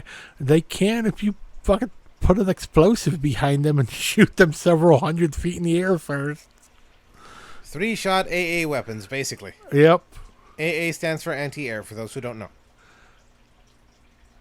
Now, after this, they actually bring down a bunch of them, and the Zaladek army is forced to retreat.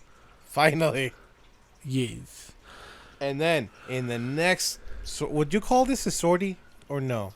I mean, it'd be the next sortie that we see, but obviously, again, weeks or maybe even months pass, because from the ground up, the Zerdek build a giant dragon mech. The name is called Vivor. Yeah, in the dub, they just call it the Drake. Oh, it is, okay. like, the proper name is the Vivor, but everyone refers to it as Drake. And this thing is literally just as articulate as, and I mean literally articulate in terms of articulations, like dexterity, as any dragon I've ever seen, like in animation. Yeah, This like thing it can swipe flip. its claws easily. It's got the head motion side to side, up and down. It's got the tail that can swing and smash. And honestly, Ernie loves the look of this thing. He's like, oh my god, they made a giant dragon mech. It's amazing. But then he notices why it's able to have the firepower it has. They literally just kind of welded the torso and arms of a... Really? You Oh. didn't turn it off? It was in the other room for a little bit. Buddy. Bruh. I'm muting it now. Don't worry, we'll leave that going though. Right. Like he's just upset because it ruined the aesthetic, because all they did to give this thing its awesome firepower was just like weld the top half of a bunch of mobile suits to it. Not just that. He also really, really hates airships because he wants mechs to continue to be developed. He doesn't He hates airships because he hates the concept of how do we get more powerful? We just keep building them bigger, putting more weapons on it, put more weapons on it, put more weapons on it. He hates the concept of like big flying dreadnoughts that are just big flying gun platforms. Like, if you're going to do air combat, do it fighter plane style. Do plane to plane, pilot to pilot, mech to mech, do one-on-ones. Like, he wants to see squadrons of flying mechs. He doesn't want to see this big giant dreadnought style dragon that has a bunch of firepower. Or if you're going to do the giant dragon, Fine, it's a dragon. Make it do dragon things. Like, he was not offended by the fact that this thing breathes fire and leveled a castle. He's not offended by the fact that it can carry troops and drop them off places. He's not offended by the fact that it's super powerful, super strong, very flexible, and all that stuff. Even the fact that it has anti-air defenses and offensive, he's not offended by the fact that it has these weapons and that it has these offensive capabilities. He's offended by how they did it. Because he doesn't want to see that be the future of, oh, we'll just take a bunch of these airships and we'll make them bigger and we'll just keep welding these, you just keep welding cannons onto it. You just basically, oh, you need a turret, you take the torso of one of these mechs with the arms to hold the wands and just stick it to the top. Now you've got a turret that can spin around. Oh, you need 5 or 6 of them? Fine, just go all around the entire belly of this thing. He's offended by that. He doesn't want to see that becoming the norm in the future because it's not aesthetically pleasing. Not just that, but he also just... He's like, if you're going to make a big flying gun, make a big flying gun. He wants them to make this thing that has a big one single cannon, not 800 little ones. But it's also, don't just make it be little mechs. Why don't you just build cannons into the side of it? Like, the best example of that is, again, it's something we see in one episode and never again, is his toy box. His carriage that is the transport for his Silhouette Knight that he has weapons and stuff attached to. And he has those 2 rapid firing high power wands that are built into the side of it that he pulls up, and you show that they fire almost automatically. Like, they shoot super fast. And they shoot a much bigger projectile than the normal ones that we held by a Silhouette Knight. He would probably have no complaints if he just saw a bunch of those big rapid fire high powered ones stuck to the side of this thing. But the fact that they just took a bunch of Silhouette Knights, cut their legs off, and stuck them to the side of it, that's what offends him. Okay, fine. I get that. Now, when they fight this thing, he is basically on par with it with his mech, and he can't take it down. Because he literally tries to get in close. He only gets in close once when it was distracted, and then they fight each other over and over again, and he can't get in close. Quote unquote, this thing is Ali. Fly like a butterfly, sting like a bee. He can't get in. Yeah. Then he gets knocked down into the ground.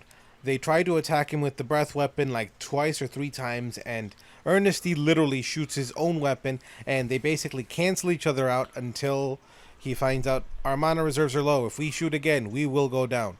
And then they retreat. Yeah. Like, his main cannon that's on his mech is on par with the main breath weapon, which they show how that powers up too. It's literally like, instead of having teeth inside the dragon's mouth, like each tooth is one of those wands, and they just make this field that a big one in like the middle of the throat fires through, absorbing all the other mana on its way through, which is kind of cool. Agreed. It kind of reminds me of the Death Star, like the Death Star laser. A little bit. And basically how Ernie's countering it out is an explosion counters out an explosion. He's timing his shot and aiming it so well that he's hitting the center of its fireball before it can hit the ground, so that his fireball detonates the dragon's fireball in the air. And then we get the last dance.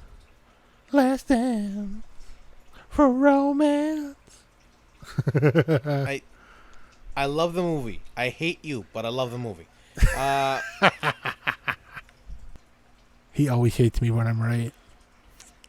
No, I hate you when you're wrong too. Like when you make jokes about the Catholic Church. I mean, I'm not wrong about those because most of them. No. I don't mean factually wrong. I just mean you're wrong for making that joke. Like you are just like Oh, Wrong. okay. I was gonna say. I'm factually accurate with all of my jokes, though, especially about the Catholic Church. Not always.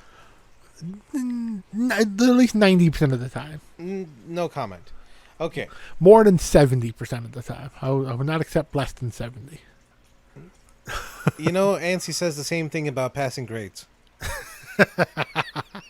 Okay, now they meet on the battlefield one more time, and Horatio Gojas literally pulls a big ass reactor out of his ass, installs it into the Weaver to give them power, like huge ass power.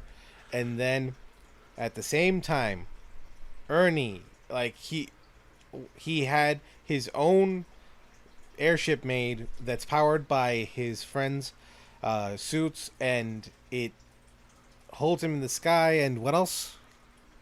That's about it. It literally just floats, and then it has the rocket engines on the side Right. to make it go fast. And then it's designed. It doesn't have weapons. It's designed specifically to ram shit.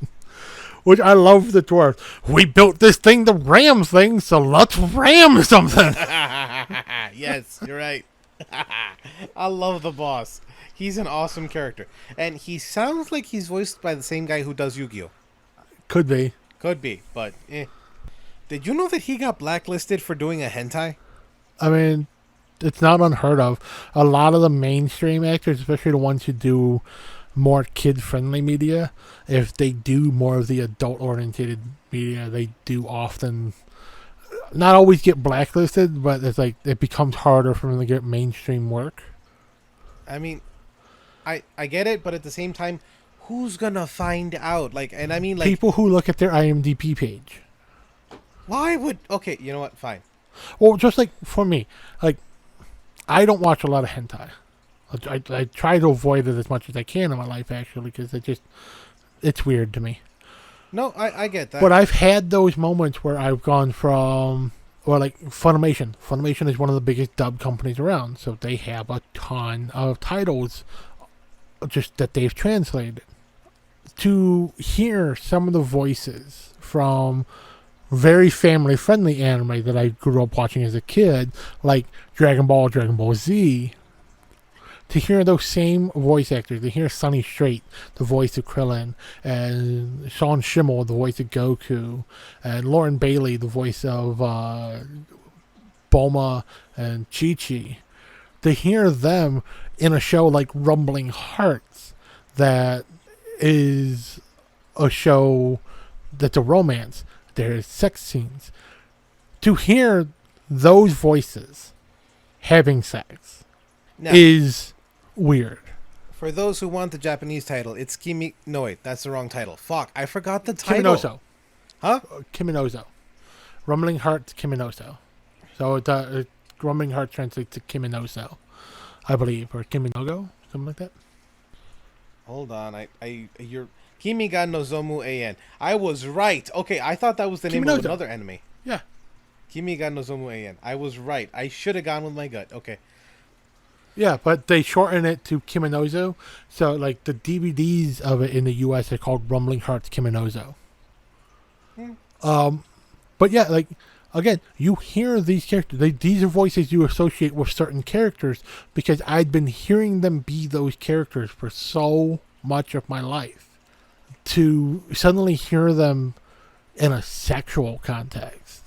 Like, Rumbling Hearts is not a sex anime. It's not a hentai. It just has more adult theming because it's made for those older audiences. It's made for older teens, young adults. It's not made for kids and preteens and stuff like that. I wouldn't even say young adults. I'd say it's made for adults because the stories, it's okay. It's a great story. It's just a little adult. I mean adult not as in porn. I mean adult as in like the subject matter is very mature. Yeah, it gets pretty heavy and pretty mature sometimes. Yeah. Well, yeah, but again, to hear Krillin having a serious discussion about breaking up with his girlfriend, and then to hear what is essentially sex sounds in the next episode coming from this character who sounds so much like Krillin. It's not like the character that Sonny Strait plays in Rumbling Hearts is not one that sounds very dissimilar from Krillin.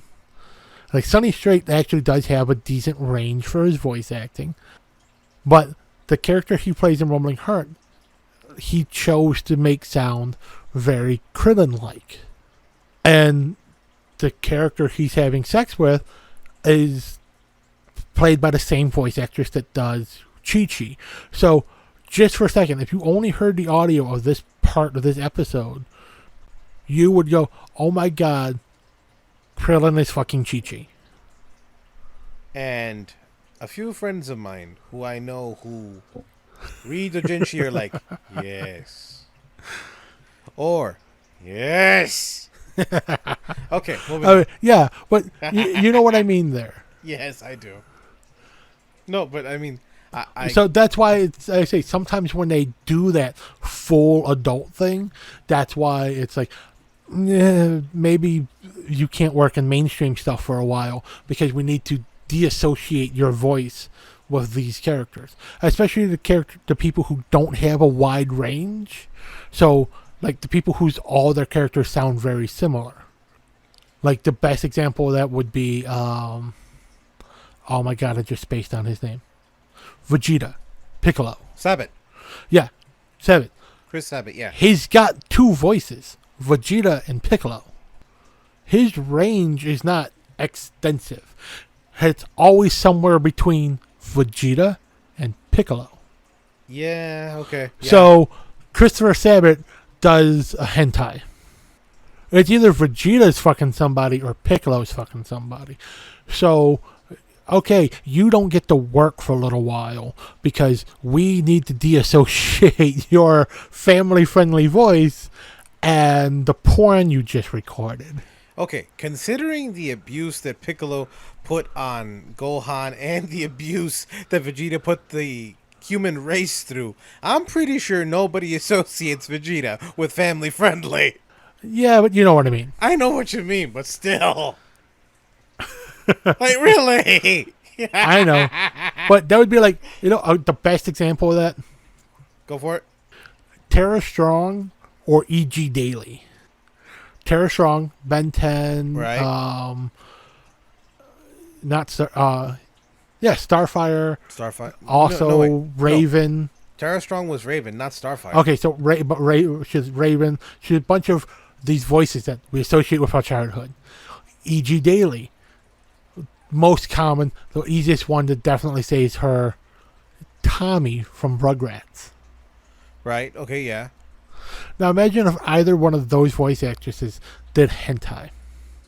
With their voices that you can easily pick out as, oh my god, that's Timmy Turner.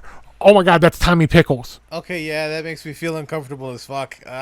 So, no. Would you blacklist them for a couple years so that no one can associate the porn they just recorded with the mainstream family-friendly media that they normally do? No. I just wouldn't watch it. But assuming you have those fans out there who would literally look at something, not realizing it's hentai, but like with the voice talents of... Okay, like, there are some people who would definitely watch it just because... There are some who would because, oh my god, they recorded porn. I have to hear it. I have to hear them doing sexual moans. But then there's the people who don't know it's porn, who are literally like, oh my god, my favorite voice actress did this anime. Oh shit. Okay, fine. Yeah, fine. I get it now. Fine. Fuck. Yeah, imagine you when you were younger. Like, Tara Strong's a good one, but Alexis Tipton. No, Caitlin Glass, better example. Yeah. Winry. Everyone knows Winry. She's also, I forget her IMDb list, but a lot of really famous, popular female characters through anime over the years is played by Caitlin Glass. I think it's spelled with a C. Ah, shoots. Okay. Let's try looking for Caitlin Glass again. I want to say it's spelled with a C. Yeah, like that. Yeah, Full Metal Alchemist Brotherhood. We're good. Okay. Yeah. But she's been in a bunch of movies. She's been in a bunch of anime. She's been in TV shows and stuff like that. So, imagine people who know her from those works. And then just seeing the name in a credit. Oh my god, Caitlin Glass plays the main character in this anime. I'm gonna go watch it because she's my favorite voice actress. And it turns out to be hardcore hentai. Yeah. Okay. Fine. Fine. And then, like, say that becomes so popular because so many people unknowingly clicked on it to watch it, so now it's getting a ton of views. And now, what's she famous for? Oh, she's famous for that porn she did that one time. That's how you end up, oh, we have to blacklist you for a couple years so that people stop associating this thing you did with the other stuff that we want you to do. Okay. Fine. I get it now. It's either that or they have to create a whole different, like, stage name so people can see the more family-friendly wholesomeness of it. Some people do that, and, like, quote unquote, they have their porn name and have a different name for their anime voicing of that. Yes, and that's why they do that, is so that they don't end up getting blacklisted. All right. Last scene. They're fighting. Horatio Gojaz versus Ernesti Chevalier. Yeah. Ooh, I just thought of a good real-world example of someone who does that, who absolutely hates when you point out her porn stage name, and literally if you mention it on any of her, like, social media stuff, she instantly blocks you. It's Reese Sims. Okay, well, also known as hold on. Do you really want to do this? Like, really? Fine, go ahead. This is public information. She has talked about it. She just doesn't like people to mention it to her directly. Okay, fine. But it's Liz Katz. That's her real name, Elizabeth Katz. For years, she did porn under the name Reese Sims.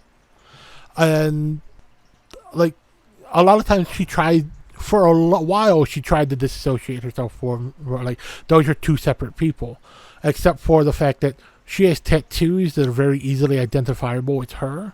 So, yes, okay, she did have plastic surgery at some point where she changed her nose, a little bit of cheekbones, stuff like that. Little things, that not, major, total reconstructive surgery, but, little, cosmetic touches here and there. But her tattoos that really identify her as her. It's very specific tattoos in very specific spaces. You can't disassociate yourself and just say, no, that's a different person, and then block people from mentioning it. Okay. So it wasn't until after, like, she started blocking people for it, it's like, and then there was some backlash for it, that then she started public talking about it. She was young, she was dumb, she thought it was modeling stuff at first, and it turned into be more adult work, and she's trying to distance herself from that. So when she became more of a just cosplay model who does some lewd work but doesn't really do the full nudes as much until more recently, that there was the separation between Reese Sims and Liz Katz. Okay, so if that's what she wanted to do, good on her. Just I was trying to be respectful, quote unquote. You know what I mean? Yeah, I know. Well, like they said, if it wasn't for the fact that she had started being open about it in more recent years and talking about it with people, I probably wouldn't have used her as that big example. I would have used another porn star that I know of who used to go by the name of Katsumi, who is a French Vietnamese actress, which I forget. I follow her on Facebook, but she's a writer. She writes inspirational books now. But, like, when she left the porn industry, she hard stopped. Like, no, I am not associated with that anymore. She doesn't, like, outright block people if you just mention that her name is Katsumi. It's like, oh, Katsumi, I've been a big fan of yours. Like, even at, like, fan signings and stuff, she'll still sign, like, her DVDs and posters from her being a porn star. But that's not her life anymore. Again, she's openly talked about this stuff. She's a self-help guru. She's a yoga instructor. She's a wellness teacher. She's in a new part of her life now.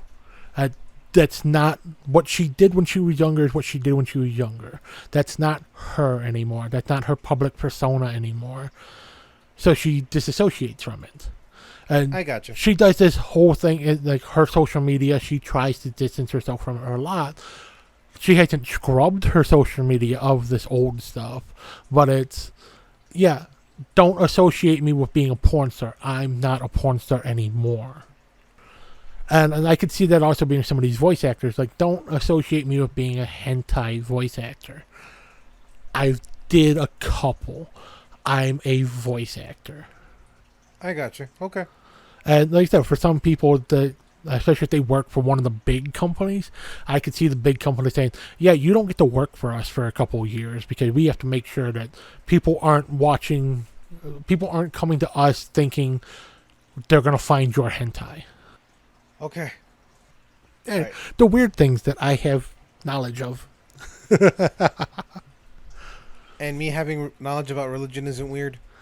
I mean, you do have more knowledge of religion than I have, I'll admit that. Because you have the good knowledge of religion, I have knowledge of religion because I study it because I like being knowledgeable about the things I make fun of. Okay. All right. At least I'm honest about it. I studied religion so that I could make fun of religion and not be coming at it from a perspective of ignorance. Okay. Now, we have Weaver and... Oh, God, I was about to say Baber. Okay, we have Weaver and we have... the Drake versus the Ikaruga. Ikaruga, yes.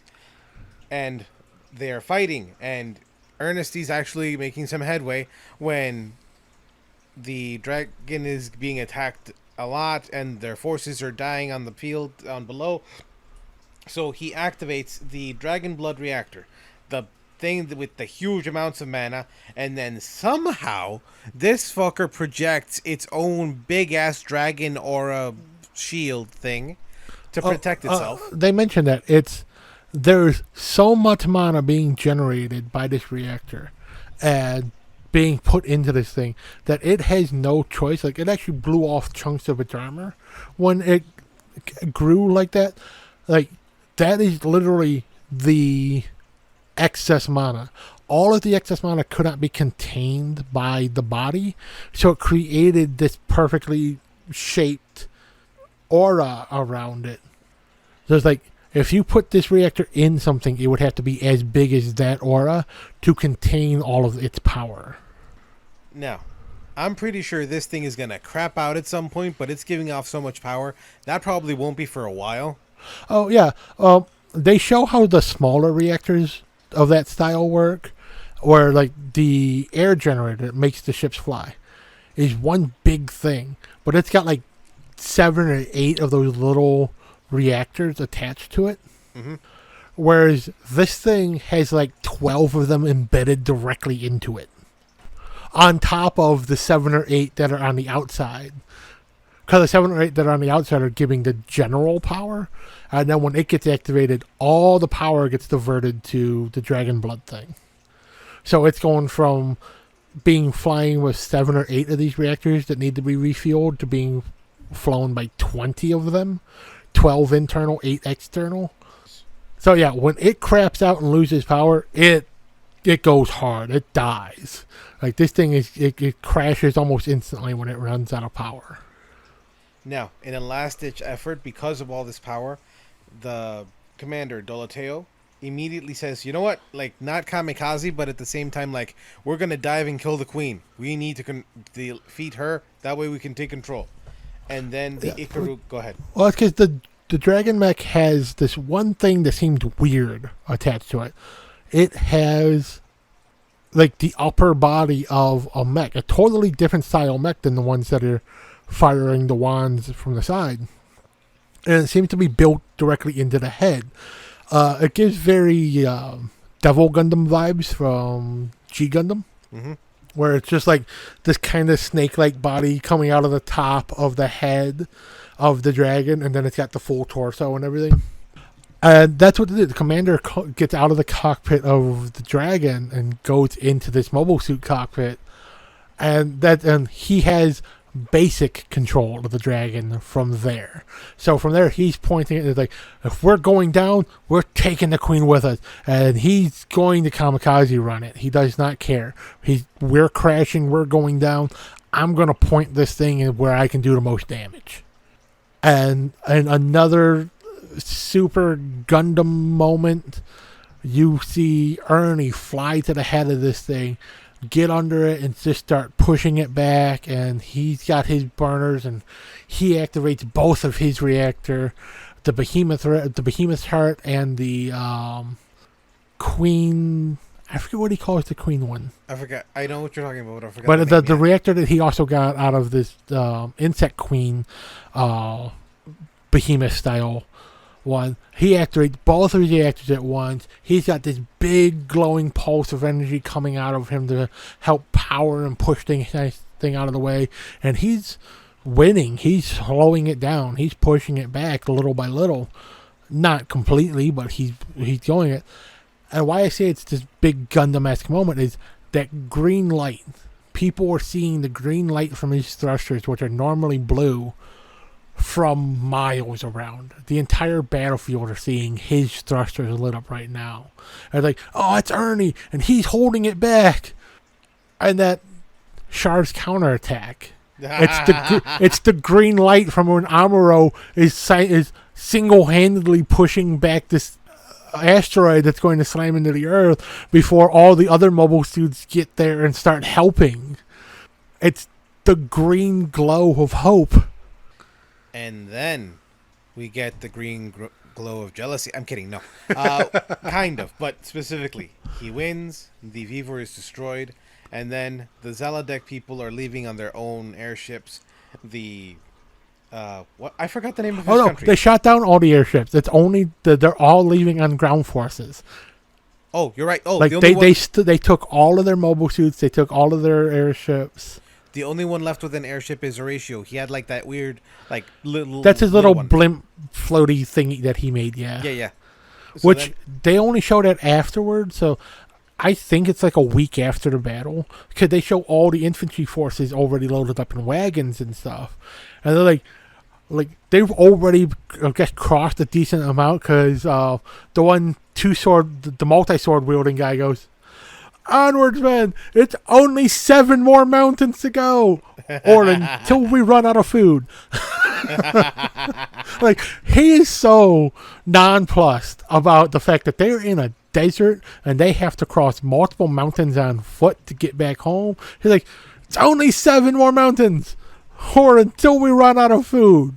Whichever comes first. And he's just happy. And then they show Horatio just floating along in his weird little flying thing that he made, which looks like a giant version of like the Frieza chair. Yeah, it kind of does. And then he's just saying, like, to himself, like, "I'm going to keep an eye on you, Chevalier, and I will find another monarch to pay me for my weird designs so that we may fight again. Yeah, my engineering will win over yours," or some shit. Yeah. And then we get this narration over a montage or a collage of little clips of, and the technology for the flying ships was made a new era of travel for people. Everyone can now transport themselves quickly and easily from country to country, and new mecha designs and making warfare even more brutal and powerful. But that's a tale for another time. I want to see that tale. Okay, I know we're men, but we're not supposed to say that out loud. Okay. No, okay. Honestly, I want to see that tale too. Look, okay. We're season 2, damn it. It's been years.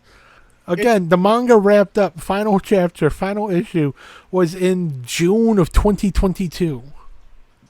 Hold on, I'm checking that. The manga. Yeah, March of 2022. March, okay. Yes. Well, so, 2022, final issue, final episode, final chapter. Like, you have the material. You have the written script and story. Like I said, the only reason they haven't, is they won't greenlight it, is because by the metric of DVD sales, this show bombed. Fuck. But this wasn't a DVD sale show. This wasn't a straight to DVD show. This wasn't even a broadcast show. It was meant for streaming. Base your metric off of how many fucking streams it got. We don't have access to that data. I'm just telling you that right now. I know, but I'm sure production companies have access to how many times was this show streamed. We know Netflix definitely has that data. That's how they decide if a show's getting multiple seasons or not. So a show that was made specifically to be put on like Crunchyroll, you tell me they can't access Crunchyroll's data, and how many times was this particular show streamed? Okay, this is bullshit. There are only 2 current light novels that have been translated. Yeah, they didn't. It's almost like they hate the English-speaking people for this one. Like the manga is not fully translated, the light novels are not fully translated, and we only get 13-episode anime period in Japanese or in English. Like, why can't we have more? This is an awesome story. It's your basic isekai, but it's also not your basic isekai because this guy's not super OP. He's not overpowered because he has weird magic. He's overpowered because he's smart. He's overpowered because he's a nerd. He's using his power to make other people strong. Yeah, the thing he makes for himself is stronger than everyone else's, but that's also because he understands how it works better than everyone else does. So he's the one who can use this thing. I mean, I loved this series when it came out. I love it now still. Yeah, having rewatched it, I was not disappointed in it at all. Like, I loved rewatching it. The fact that I binged it all basically in one day, because I watched 12 episodes of it yesterday, and I watched the final episode this morning at 7 a.m.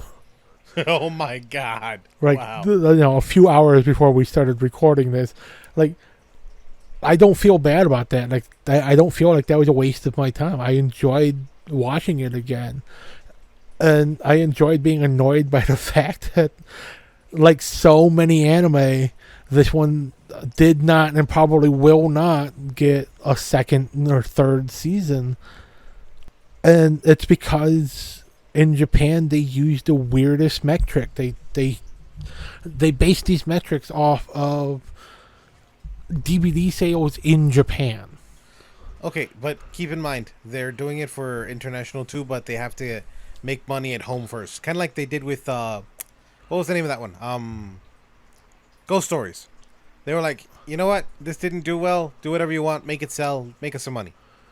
Yeah, but that was already a complete show. It doesn't end in, where's the next season thing. Really? Really?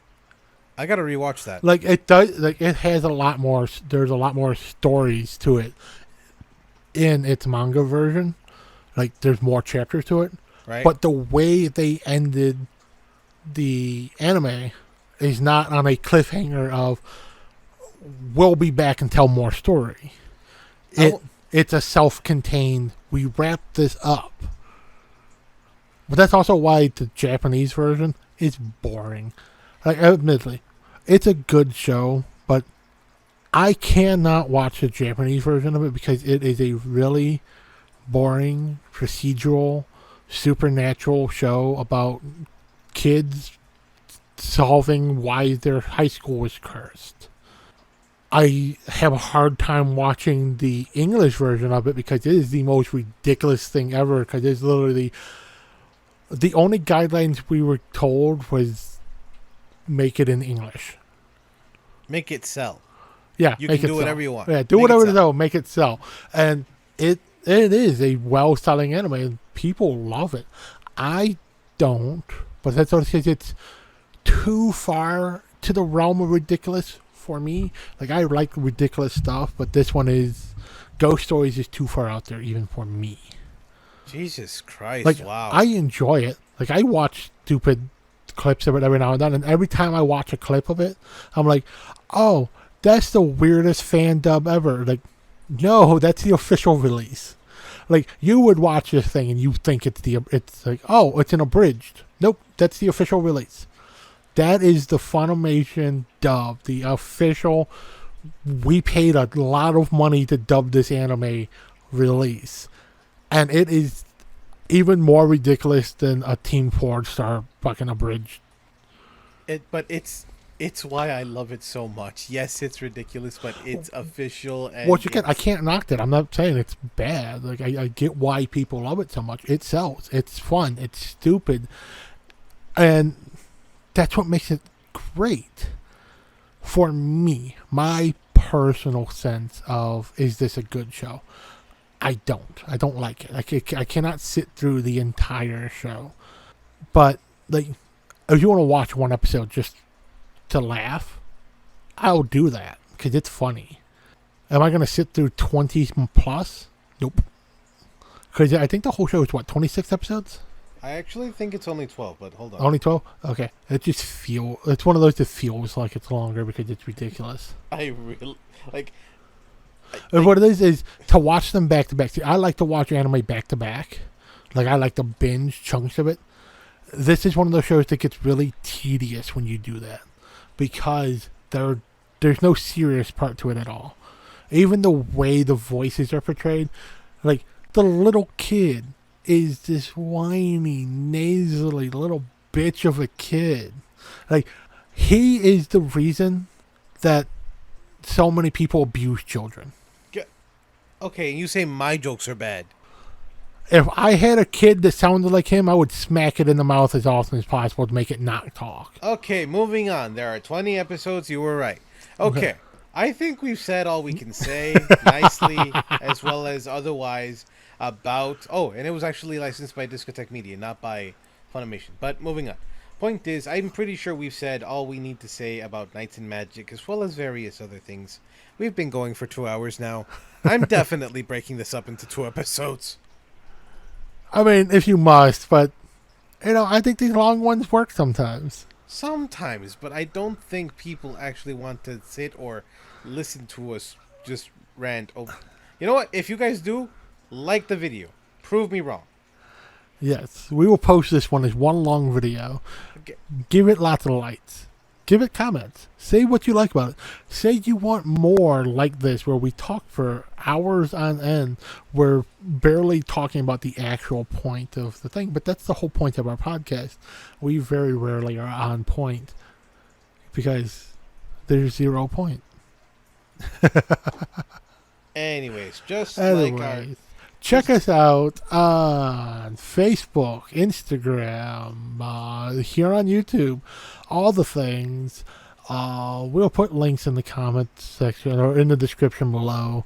But that's going to end this episode. So thank you for listening if you've made it this far. We appreciate it. Please like, subscribe, comment, engage, share, all the fun things.